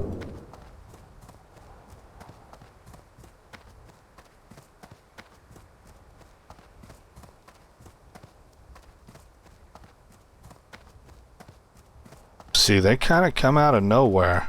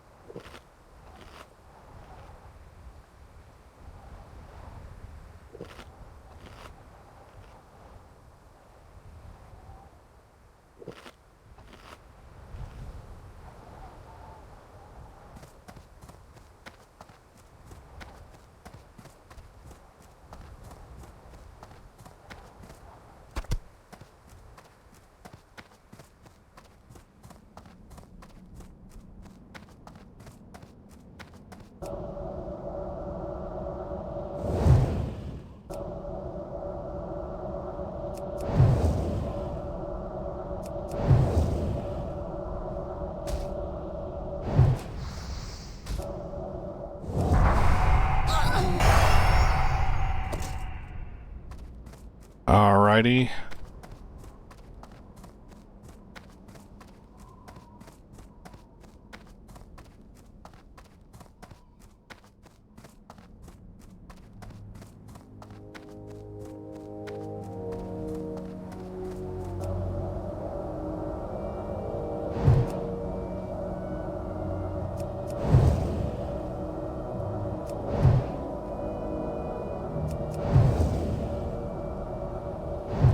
If I knew how to AoE farm, I would probably be... I believe Mage is the fastest leveling class out there. But I don't.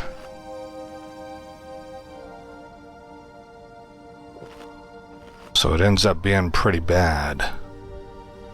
They're very, very slow single target because of the drinking. If you have to stop to eat and drink every few kills, obviously you're much better off if you're expending your mana on AoE and getting multiple kills at the same time. And I just do not know how to do that very well.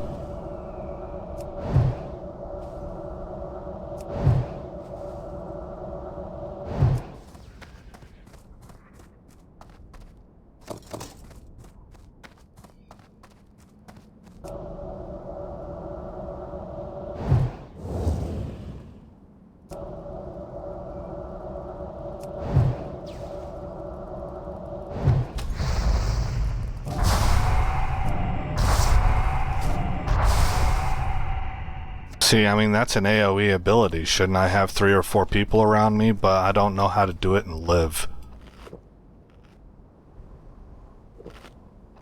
Or 3 or 4 mobs, you guys know what I mean.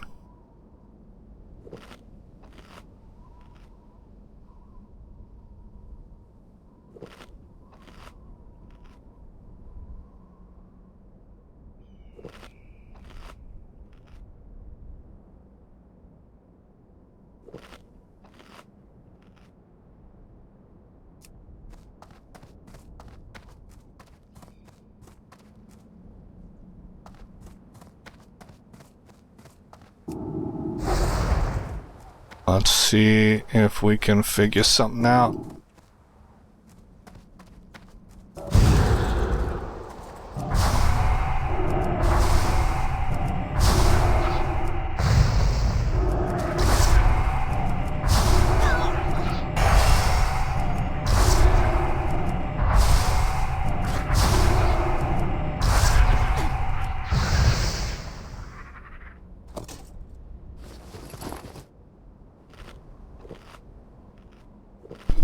Maybe I can start practicing that a little bit. That's 2 kills and I'm eating and drinking, so I've just doubled, I guess theoretically, my XP per times that I have to eat and drink.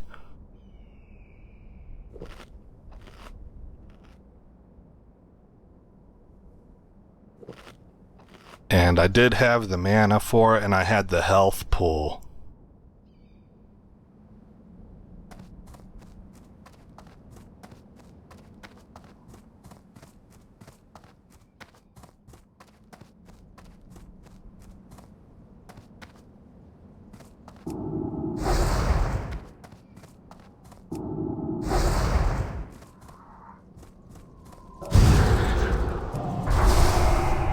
Oh, they got help.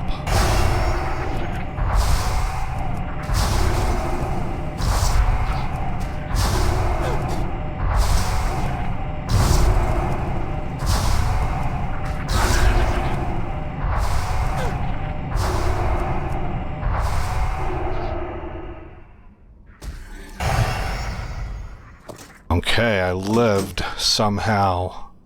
Don't really know how that happened for me, but it worked out. Felt like I got lucky. Took down 3.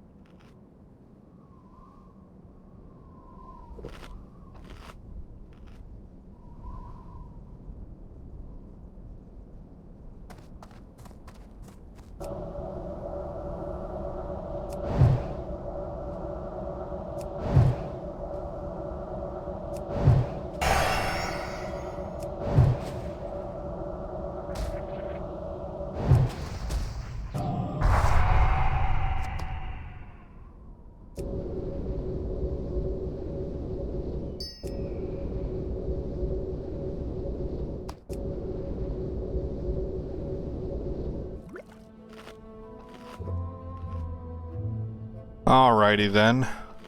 What else do we need? We need invaders and another carapace. Where am I going to find the invaders? I'm assuming they're going to be down here inside the actual cave.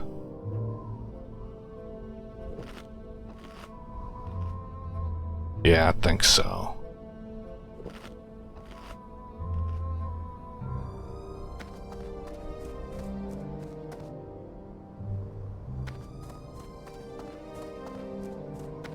Where is that cave entrance? Is that it? No.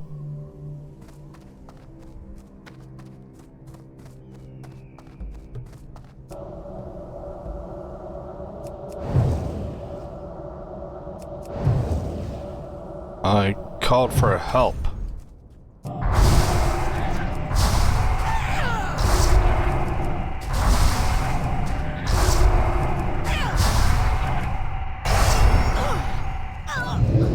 Too many.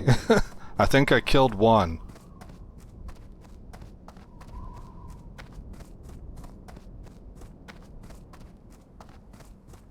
Barely escaped with my life there. AoE, high risk, high reward.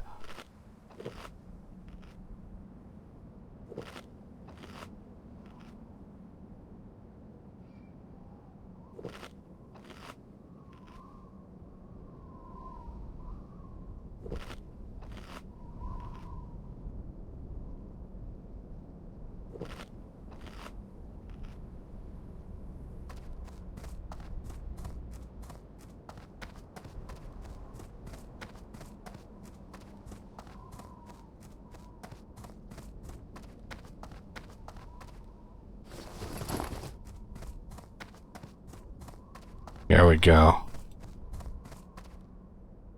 Hive drone.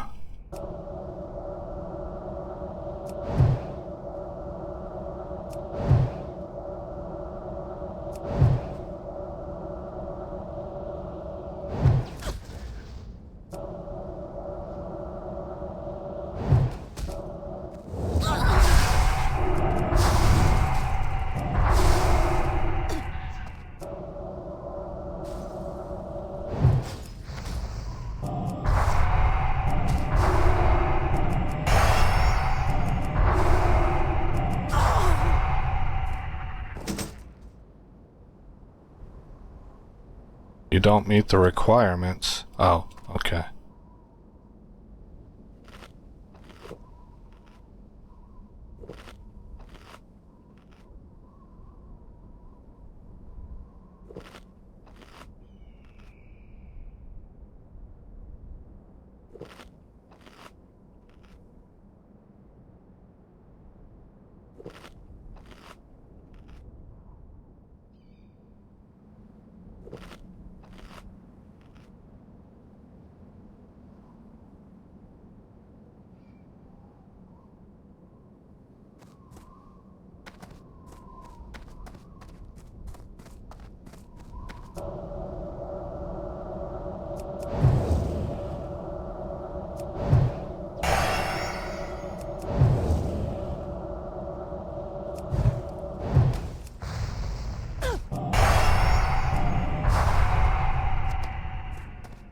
Okay, we're definitely going to have to go in here.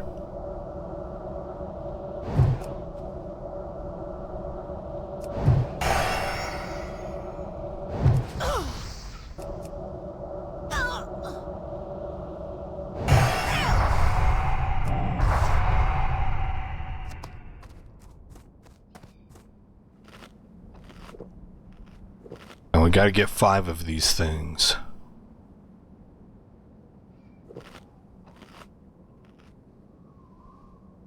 Oh, snap. I'm glad I didn't run into this problem. Salt flat vultures can execute.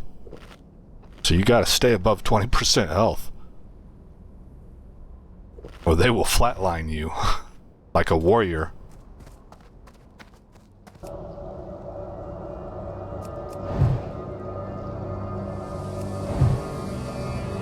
Oh my.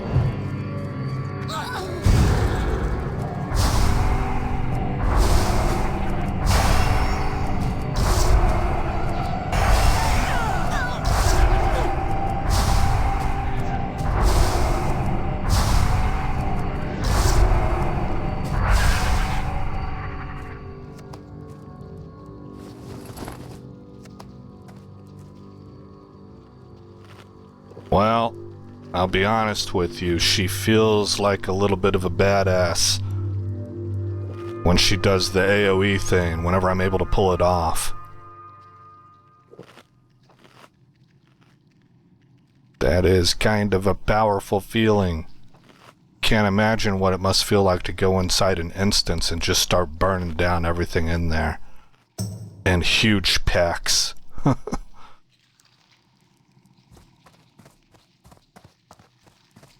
I guess I'll explore this passageway first.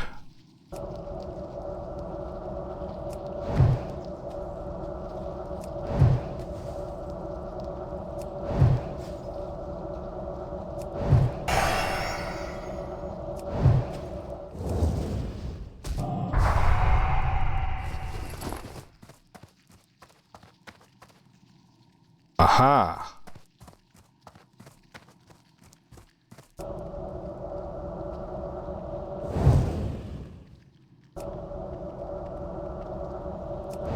Oh, I don't know if this is gonna be good.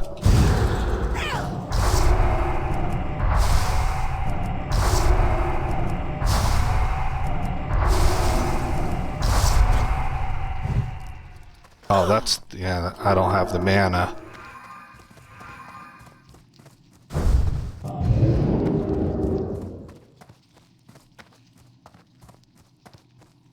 Wow, the escapability, it's always by the hair of your chin, you know? The skin of your teeth.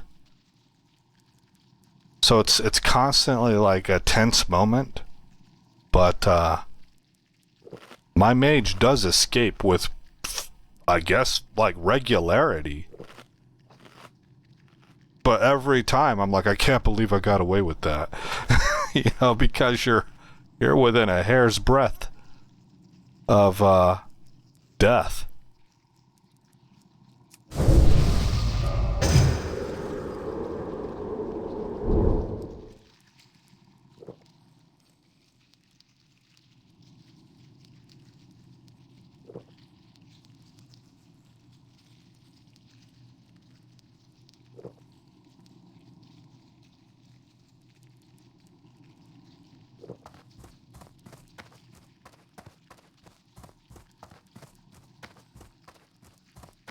We'll try this again.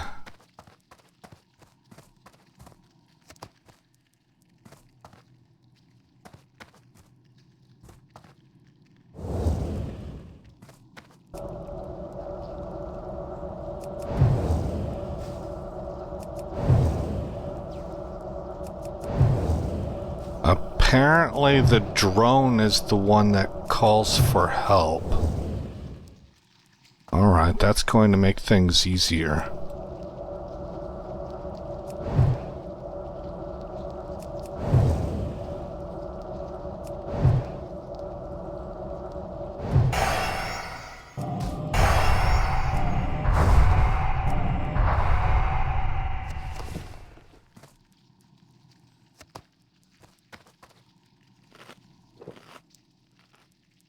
There's a third one back there.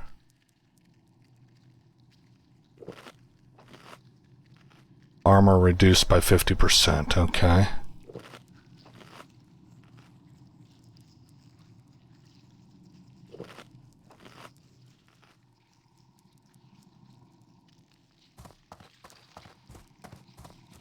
Oh, it's a hive drone. I don't care about him. Okay, let me make sure about something. There is...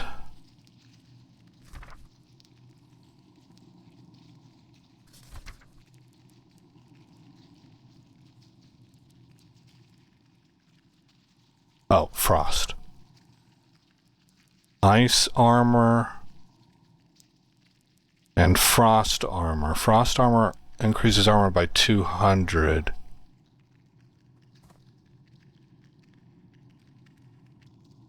$200, 40%.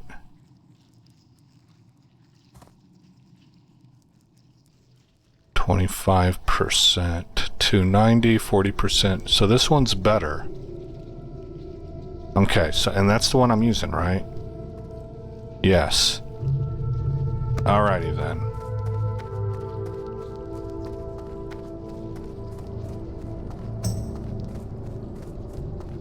I have been less than disciplined with my language in this series. I shall endeavor to do better. But I don't really recall too many other games that put me into situations of being frustrated like this one. Because you're dealing with other people.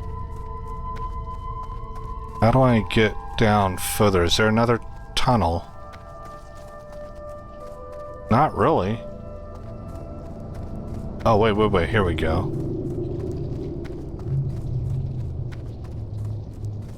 No, this I just turned around. Alright, so I guess I gotta wait for respawn? Man, I've been in here before. I must not be in the right tunnel.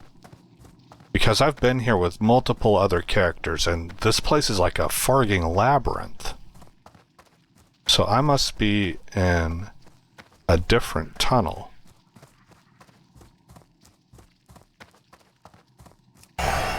Oh, didn't need you.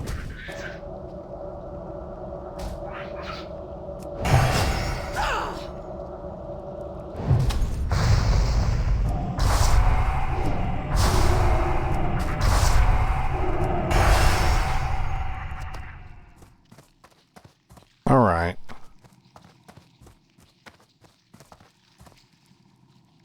These are all hive drones.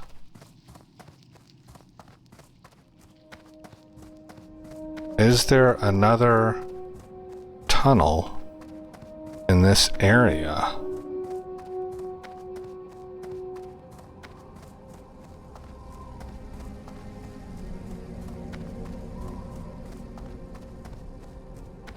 No, I don't think there is. Man, that quest, I don't remember it being like that, guys. I must have something else in my mind. Another Solithid area or something. Drone.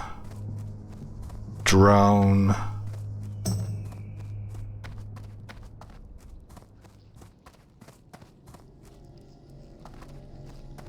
If we go straight, we're walled off. If we go to the right,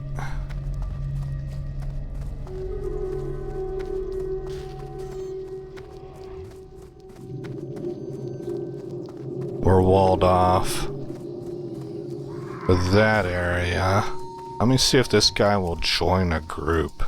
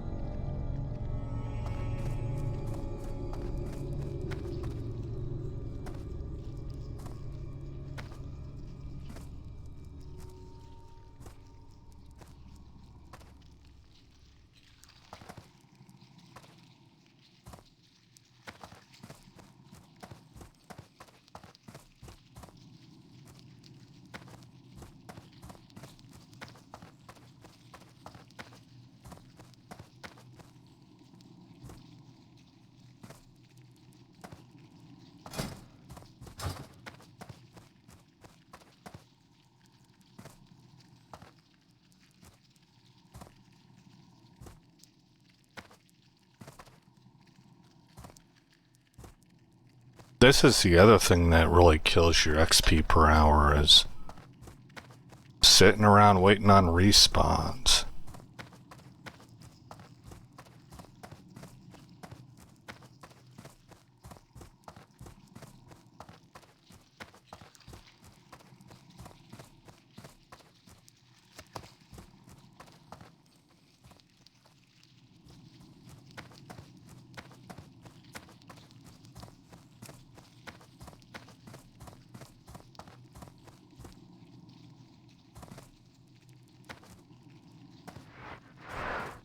That guy just straight up turned down the invite.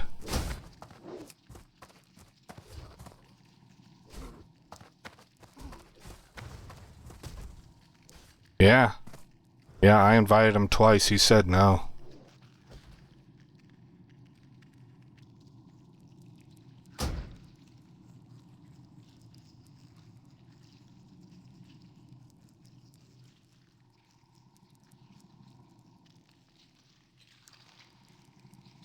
I doubt that he even needed that guy. He's level 39.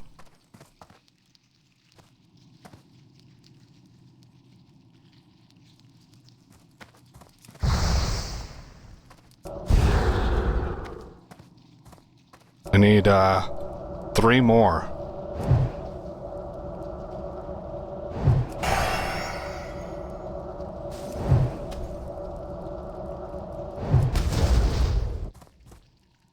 Two more.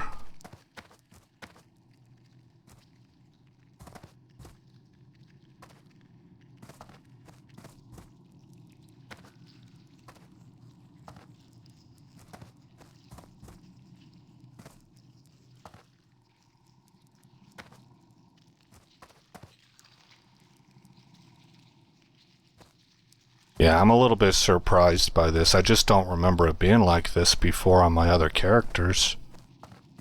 I remember this tunnel being far more extensive.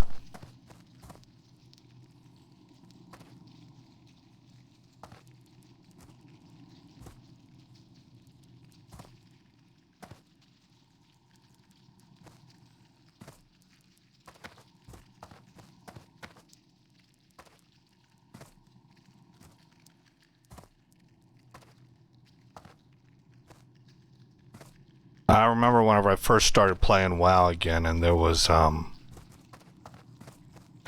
well, actually, I don't remember if it was whenever I first started playing WoW again, which would have been from a level 1 position in the classic world on retail. No, it couldn't have been. It was probably SOD. No. Okay, hold on. I'm trying to remember here. It wasn't retail that I began on. It was classic.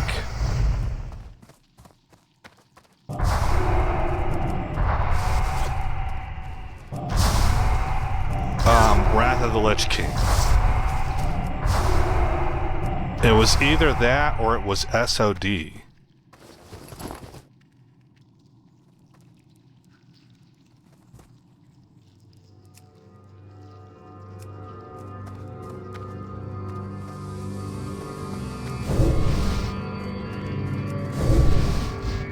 And there were people who were coming over from retail, and they were talking with people who had come back to WoW to play the version of WoW that they grew up with.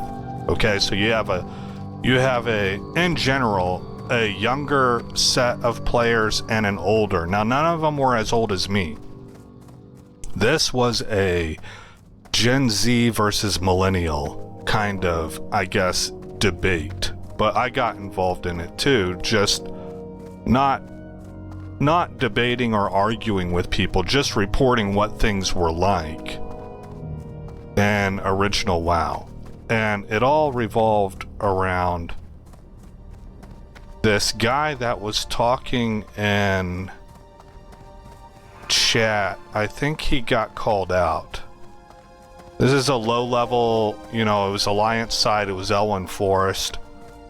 Somebody got in chat and called this dude out for getting onto a mining node that person A, let's just call them Michelle, okay? Michelle was complaining about Zachary. And Michelle's complaint was that she was mining a node already, she was in progress.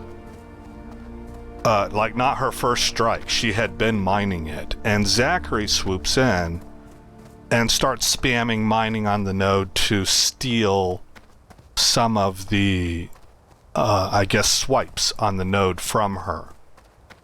Now Zachary doesn't really consider it to be stealing, but Michelle does, and Michelle calls him out in chat and says this guy's a scuzz bucket, watch out for him. So the dude gets in there and he's arguing back. He's like, why does that make me a scuzz bucket? And so there's this debate that ensues about the difference. And evidently the difference is between retail players where this is normal and classic players where that was not normal behavior, like within society. And the guy was trying to defend himself and was like, this is normal. You're not going to go around waiting all this time for a node. Everybody's competing for these things. And the vast majority of the people were like, bro, it is not normal. What this is an indication of how bad character has slipped. Like, that's bad character and you don't even know it's bad character. Right? And so then I chimed in as a Gen X person who played the original WoW and said, man, I'm not here to throw shade or anything. Stuff changes, but back whenever I was playing original WoW, if you did that, you got blackballed from the whole server. Like, people would talk. It wasn't anything that Blizzard would kick you. You couldn't be disciplined. It wasn't officially wrong. But the entire society found it to be such unacceptable behavior that you would go on everybody's ignore list and you wouldn't be able to get into a half-decent guild. You would become famous for all the wrong reasons on both that server, in the chat, and in the forums for that server. And he was like, I am not waiting around 20 minutes to find an ore node to mine solo. And so I was like, I know, you've made that abundantly clear. That's kind of the whole point. You see that as normal behavior, and we're here telling you that there was a time not all that long ago that was considered substandard, disgusting behavior. So, I was reminded of that because of this 39 warrior that came in. He wouldn't even join group to give credit for a kill. He had the opportunity. I invited him twice. He turned it down twice. That's just a dick move, And it's not that there's never been a shortage of that. But it seems to have grown much more prevalent as time has moved on. And I would say, and I've had discussions in other unrelated areas, not World of Warcraft, but about people's behavior with other people, like checkout girls at the grocery store, and anybody who works in customer service, or people who do customer service for phones, like they're a receptionist or something like that. And everybody agrees. Like, I don't lead this. I just talk with people and listen to what they have to say. And so without setting them up for this kind of answer at all, they say on their own, all of them, that everything changed when we got quarantined for COVID. Well, it was COVID in general, because it was a polarizing subject and it put people under a lot of duress and fear. Some people. There wasn't a day during COVID that I was scared. I don't think. There was really early on a time that I took it seriously, and I was like, I need to know a little bit more about this. Except Martek the Exile. Did he not give that to me? I guess not. But for other people, they were flat terrified. And they were willing to do some god-awful things to you and your kids if they had had the power to do it. Because they felt like you were a threat to their lives. You know, so everybody says things changed for the worse in 2020 when it comes to human behavior and basic etiquette. And it became more of a dog-eat-dog world. It's always been, I mean, that phrase has been around for a long time. It's always been a dog-eat-dog world, but it got worse and more widespread as far as just the callousness and willingness to step on other people to achieve your own ends, or to not care what anybody thinks, etc., right? So, I'm not trying to preach a sermon at all. I mean, I'm not really even I'm not trying to throw anybody under the bus. This affects all of us. It's just the world that we live in and how society acts compared to just a couple decades ago, man, which is not all that far back. Like, you have cutoff points. The invention of the telephone is a cutoff point. 9/11 is a cutoff point. The JFK assassination, the invention of television. These are points that the world and society kind of changed, right? 9/11 was one that I just mentioned. And another one was, I would say the rise of woke is another cutoff point. Where those eras kind of encompass a general sentiment. And so whenever I say, like, what I'm trying to look at here is that a couple decades, 20 years, is actually a significant amount of time. The reason I say it's not all that long ago is because a couple decades ago still kind of fits into our current modern, or what you might call postmodern, actually, era. So there's a lot of similarities. A bunch of progress has been made, particularly in technical fields. But there's still a lot of similarities. There's a lot more similarity, in other words. This is what I'm suggesting. Maybe I'm wrong on this. But it seems to me that there is more similarity and parallels between the society that exists right now and the society that existed in the early 2000s. Post 9/11, so it would be post 2003, right? I think that's when 9/11 happened, 03. Maybe it was '01. I can't actually recall. But anyway, then there is between that era and just 1 decade prior, the early 90s. There's more similarities and parallels between the early 2000s and right now than there is between the early 2000s and the early 90s. In the early 2000s, you're already talking about streaming Netflix. You're talking about buying and ordering movies through Amazon that you can watch online. In the early 90s, Blockbuster was king of the hill. That's a radical difference.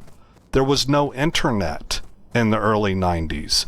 Most people didn't have cell phones. You were considered rich or a drug dealer if you had a beeper. Right? So these eras aren't always defined by pure length. It's more defined by commonality and concepts. So looking at how much society has changed within the same block or era from the early 2000s or even the 2010s, the mid-2000s, to now is actually a little bit, I don't know, what do you think? Shocking is an overstatement? It could be. I don't know. I'm not sure if it would be shocking, but I think maybe only because we accept the general idea that things have radically changed, and not necessarily for the best. I don't see people acting better now, and they weren't acting great in the early 2000s, you know, and certainly not in the mid-2000s where things were really beginning to polarize when it came to how people saw the world, what's called a worldview.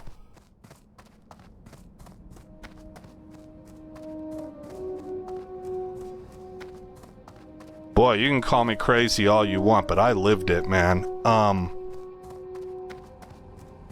Racism was all but dead and buried by the time we got to the early 2000s. There was a lot of work that had been done in the 90s and the early 2000s to where society just we lived amongst each other a whole lot more, and we were striving. We were actually overtly striving to be able to have enough empathy to see things from a different perspective and work with each other. And that was my experience, is that racism still existed, but you had to go into the poor communities to find it. And it didn't matter what skin color. Okay, I believe that the Marxist definition of racism is only something a retard would believe. It's one of the silliest things I've ever heard, and it exhibits the people that embrace it are showcasing to you that they have a fundamental misunderstanding of human psychology and behavior. They don't understand people at all. That's a stupid definition for racism. It really is. Only dumb people believe it.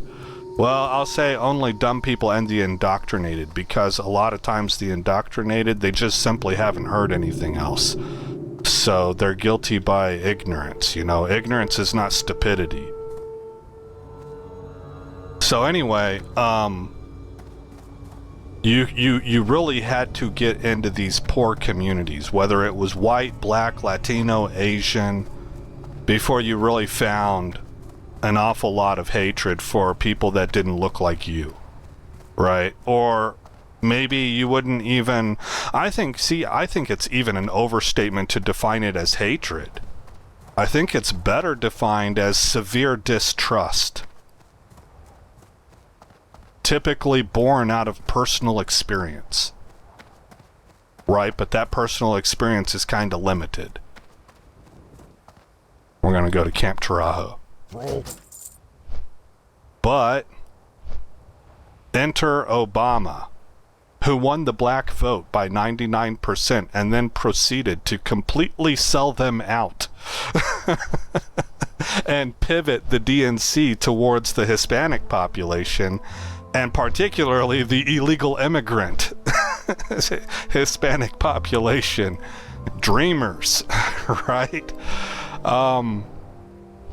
And he really did a whole lot to completely wipe out about 70 years worth of people really trying to get to know each other a lot better. And we had gotten, man, things were working really, really good. It wasn't perfect, but the trend, the direction stuff was going was really strong. And he totally undid all of that and reintroduced high levels and widespread levels of racial tension to this country. Barack Obama might be the worst president this country has ever had when you start looking at the ripple effect of his catastrophic retardation. Now, I don't actually think it was retardation. That cat's pretty smart. I think it was malicious. I think he hates this country. And he really tried to sink it, and he did an awful lot of damage. But I don't know. We'll see how long that lasts. I don't think he sunk the ship like he'd hoped to.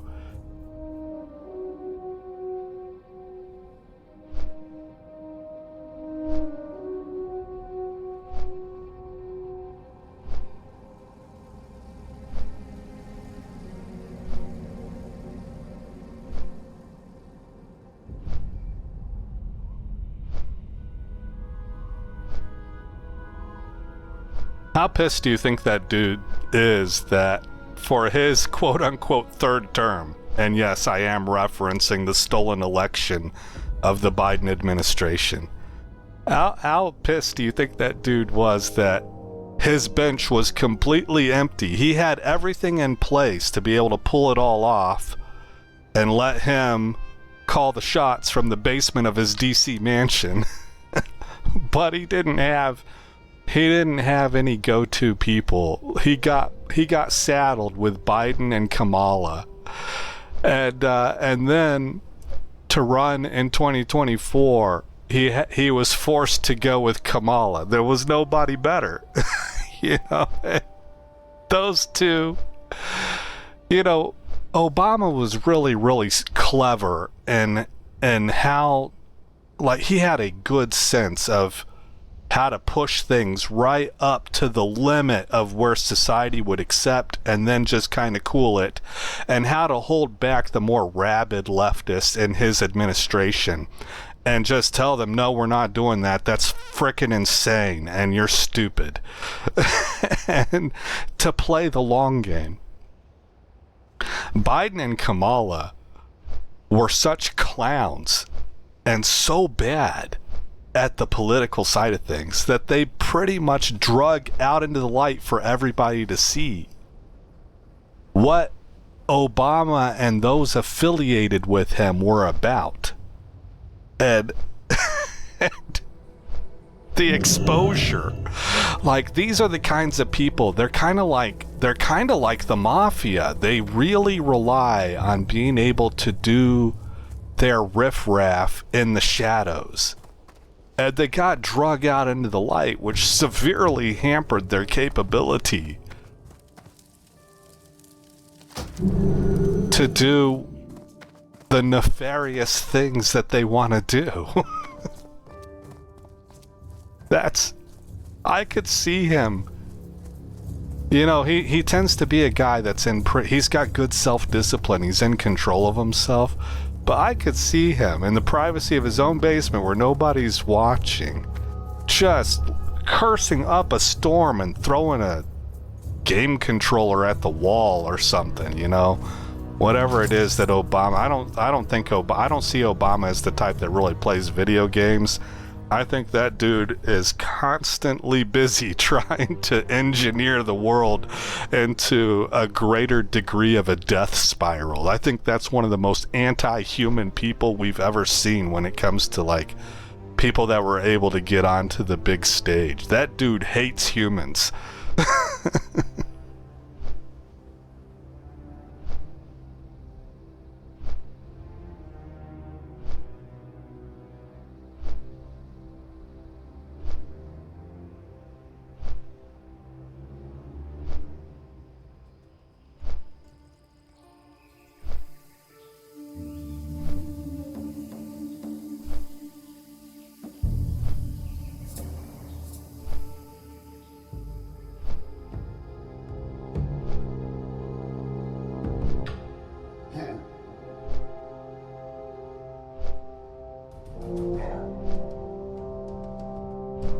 1.7 hours to level. I think we're gonna have to go ahead and call this one an episode, though. We're done with Salt Flats. This feels like a good place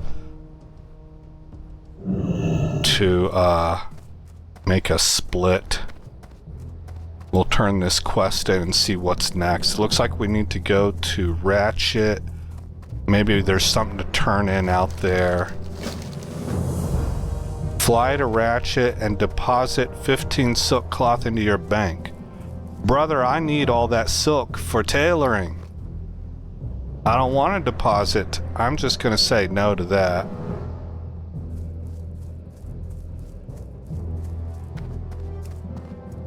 Oh, but we do gotta go there to turn in some quests. Okay. Speak, friend. Let's sell what we can here. I'm gonna keep these tail feathers for my slow fall.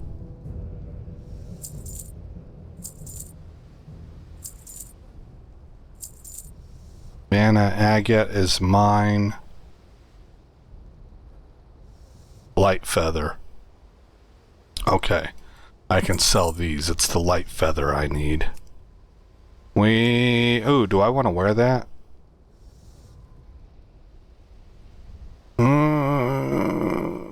Yeah, I think I do. Go forth to victory. How's it look? Not bad. Not bad. It's not amazing, but it does actually go with her colors. I mean, that's nice.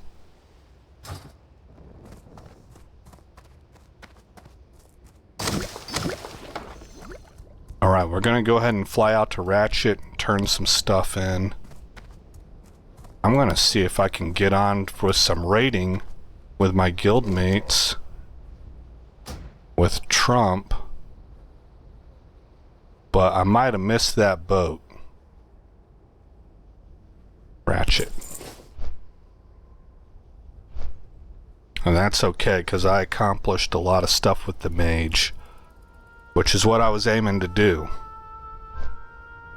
You can see here from having bought that epic mount, it about wiped me out. I was at, I think I was at 50 gold across all my characters.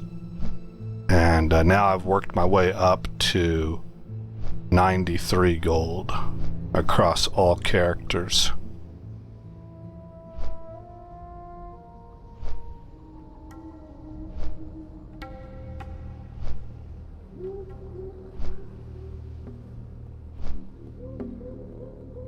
Oh, my guildmates. Some of my guildmates were running with a pug and he ninja'd something. That sucks. Okay, well, that's what they've been talking about. I think they named and shamed him in guild chat, so that dude's effectively blacklisted, I think. From our guild. He probably doesn't care. I mean, maybe he's even already in a guild. I don't know.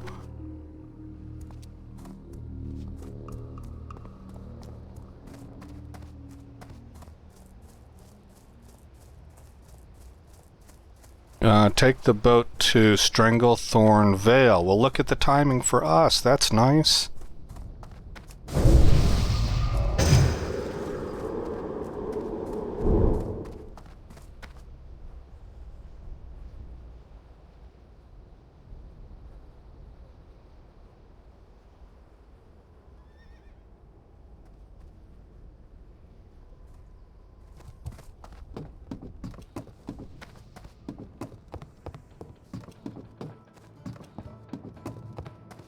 Don't stand so close to me.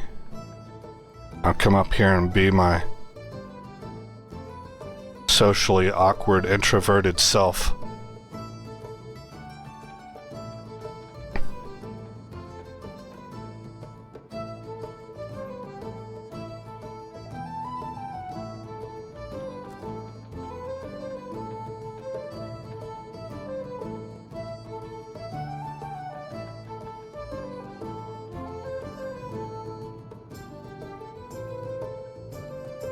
Let's go.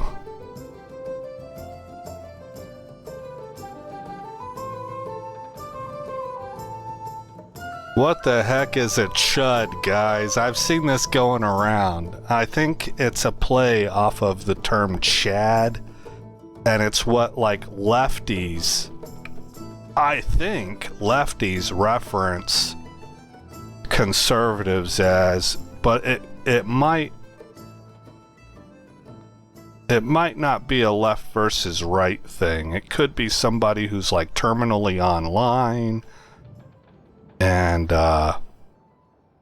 is deemed as kind of a troglodyte or something like that, but that just seems like there's like a Venn diagram of that with overlay, because the left is pretty elitist, and that's how they tend to view things. Like, if you're not against ICE, you're a fascist troglodyte caveman. That's really? You're sure about that, huh? You don't think that maybe this is just a difference in worldview and opinion? No, you're evil. Well, okay.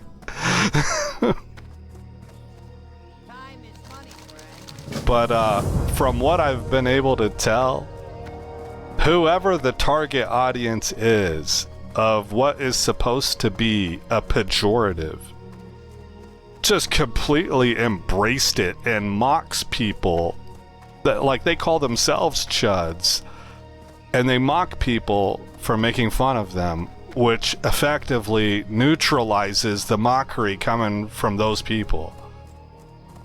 And it's kind of fascinating to me. I don't know who all is involved in this, or whether the term chud is actually accurate and does describe somebody who has fairly disgusting habits. You know, I mean, that might all be true. I just know that whatever group of people are referenced as that typically sort of just ran with it. Which I think is funny.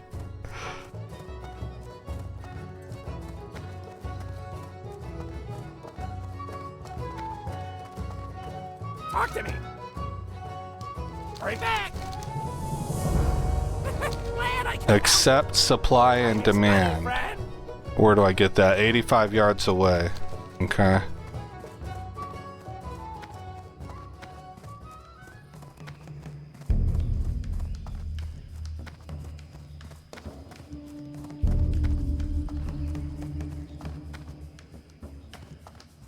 What's up?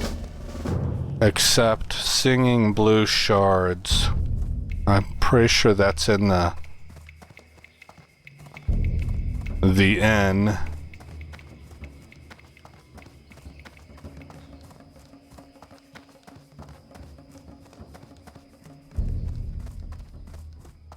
Yo.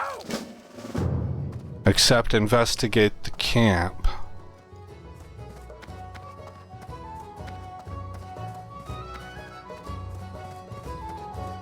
Oh wait, is it this guy again? No. Okay.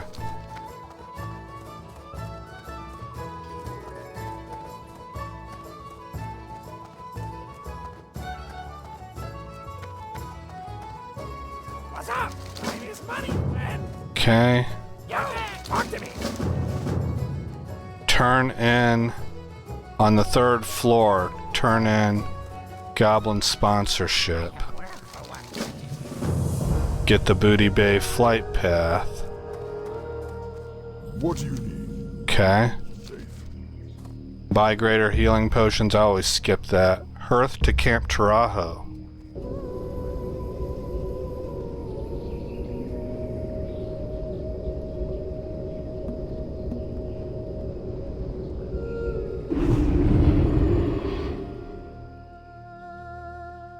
And fly to Thunder Bluff. Well, I could have just portaled to Thunder Bluff. Let's do that, because I'm ready to end this episode. Silver Moon, Orgrimmar, Thunder Bluff.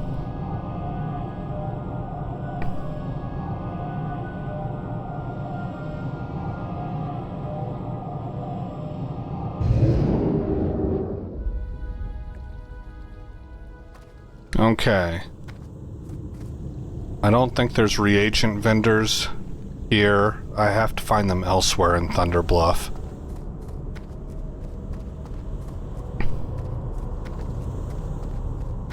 set your Hearthstone to Thunder Bluff. Oh, and it wants me to train my class spells. Well, okay, so I should do that right here.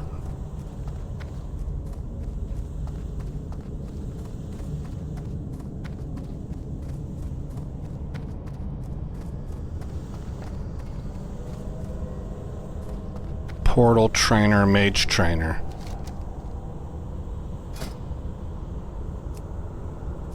Mage Armor. I've never even heard of that. Increases your resistance to all magic by 5 and allows 30% of your mana regeneration to continue while casting. Only one type of armor spell can be active on the mage at any time, and it lasts 30 minutes. Well, that's interesting.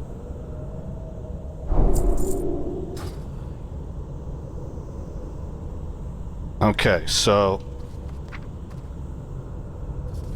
Amplify, Conjure, Arcane, Counter, Dampen, Arcane, Evocation, Mage Armor.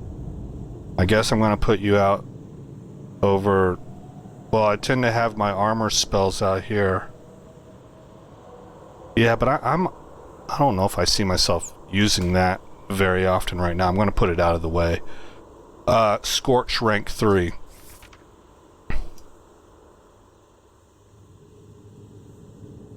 .5 second cast. That's this one down here. Okay, and then Cone of Cold rank 2. I forgot about that. I could have tried that whenever I was doing AoE.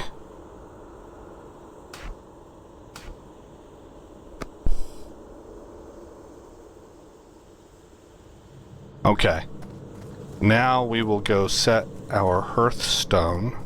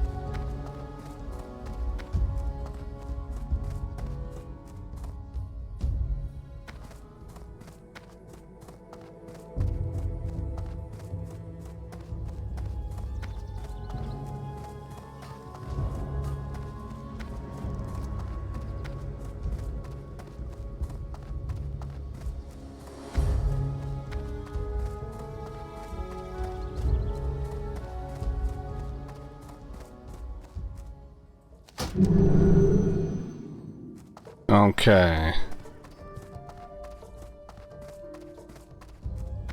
Shellfish from the auction house. Where's my auctioneers at?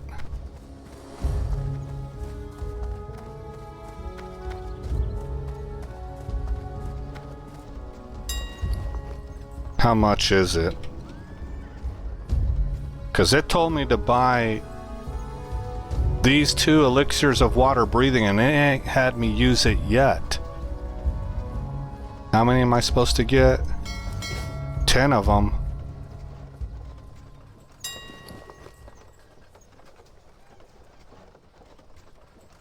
Okay, we can afford that.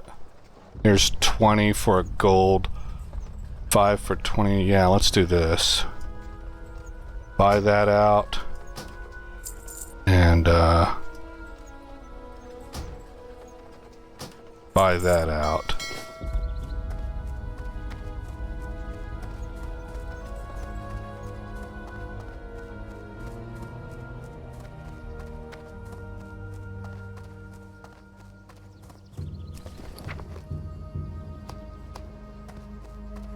Oh, yeah, that's right. I didn't show you guys that. My guild bank gave me all of these rune cloth bags, so that was What brings you here? real helpful. I was appreciative for that.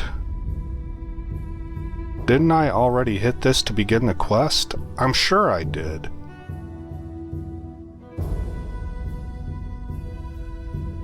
Can I do this yet? Let's bank that also. Winds be at your back. You have completed that quest. Okay, so I don't need you in my bags anymore. I hope not. Crap.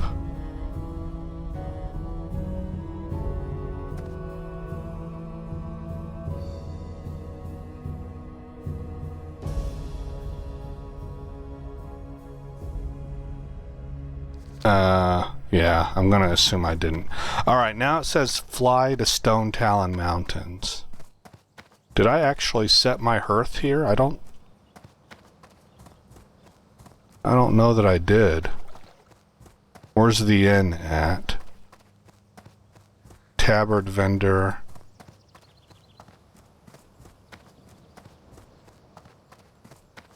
Let me make sure I've set my... Well, I guess I can mouse over it. Okay, it is set. Thunder Bluff. Alright, then we're going to end it right here, guys. So I'm like a little over halfway through the last level I need for quite a while.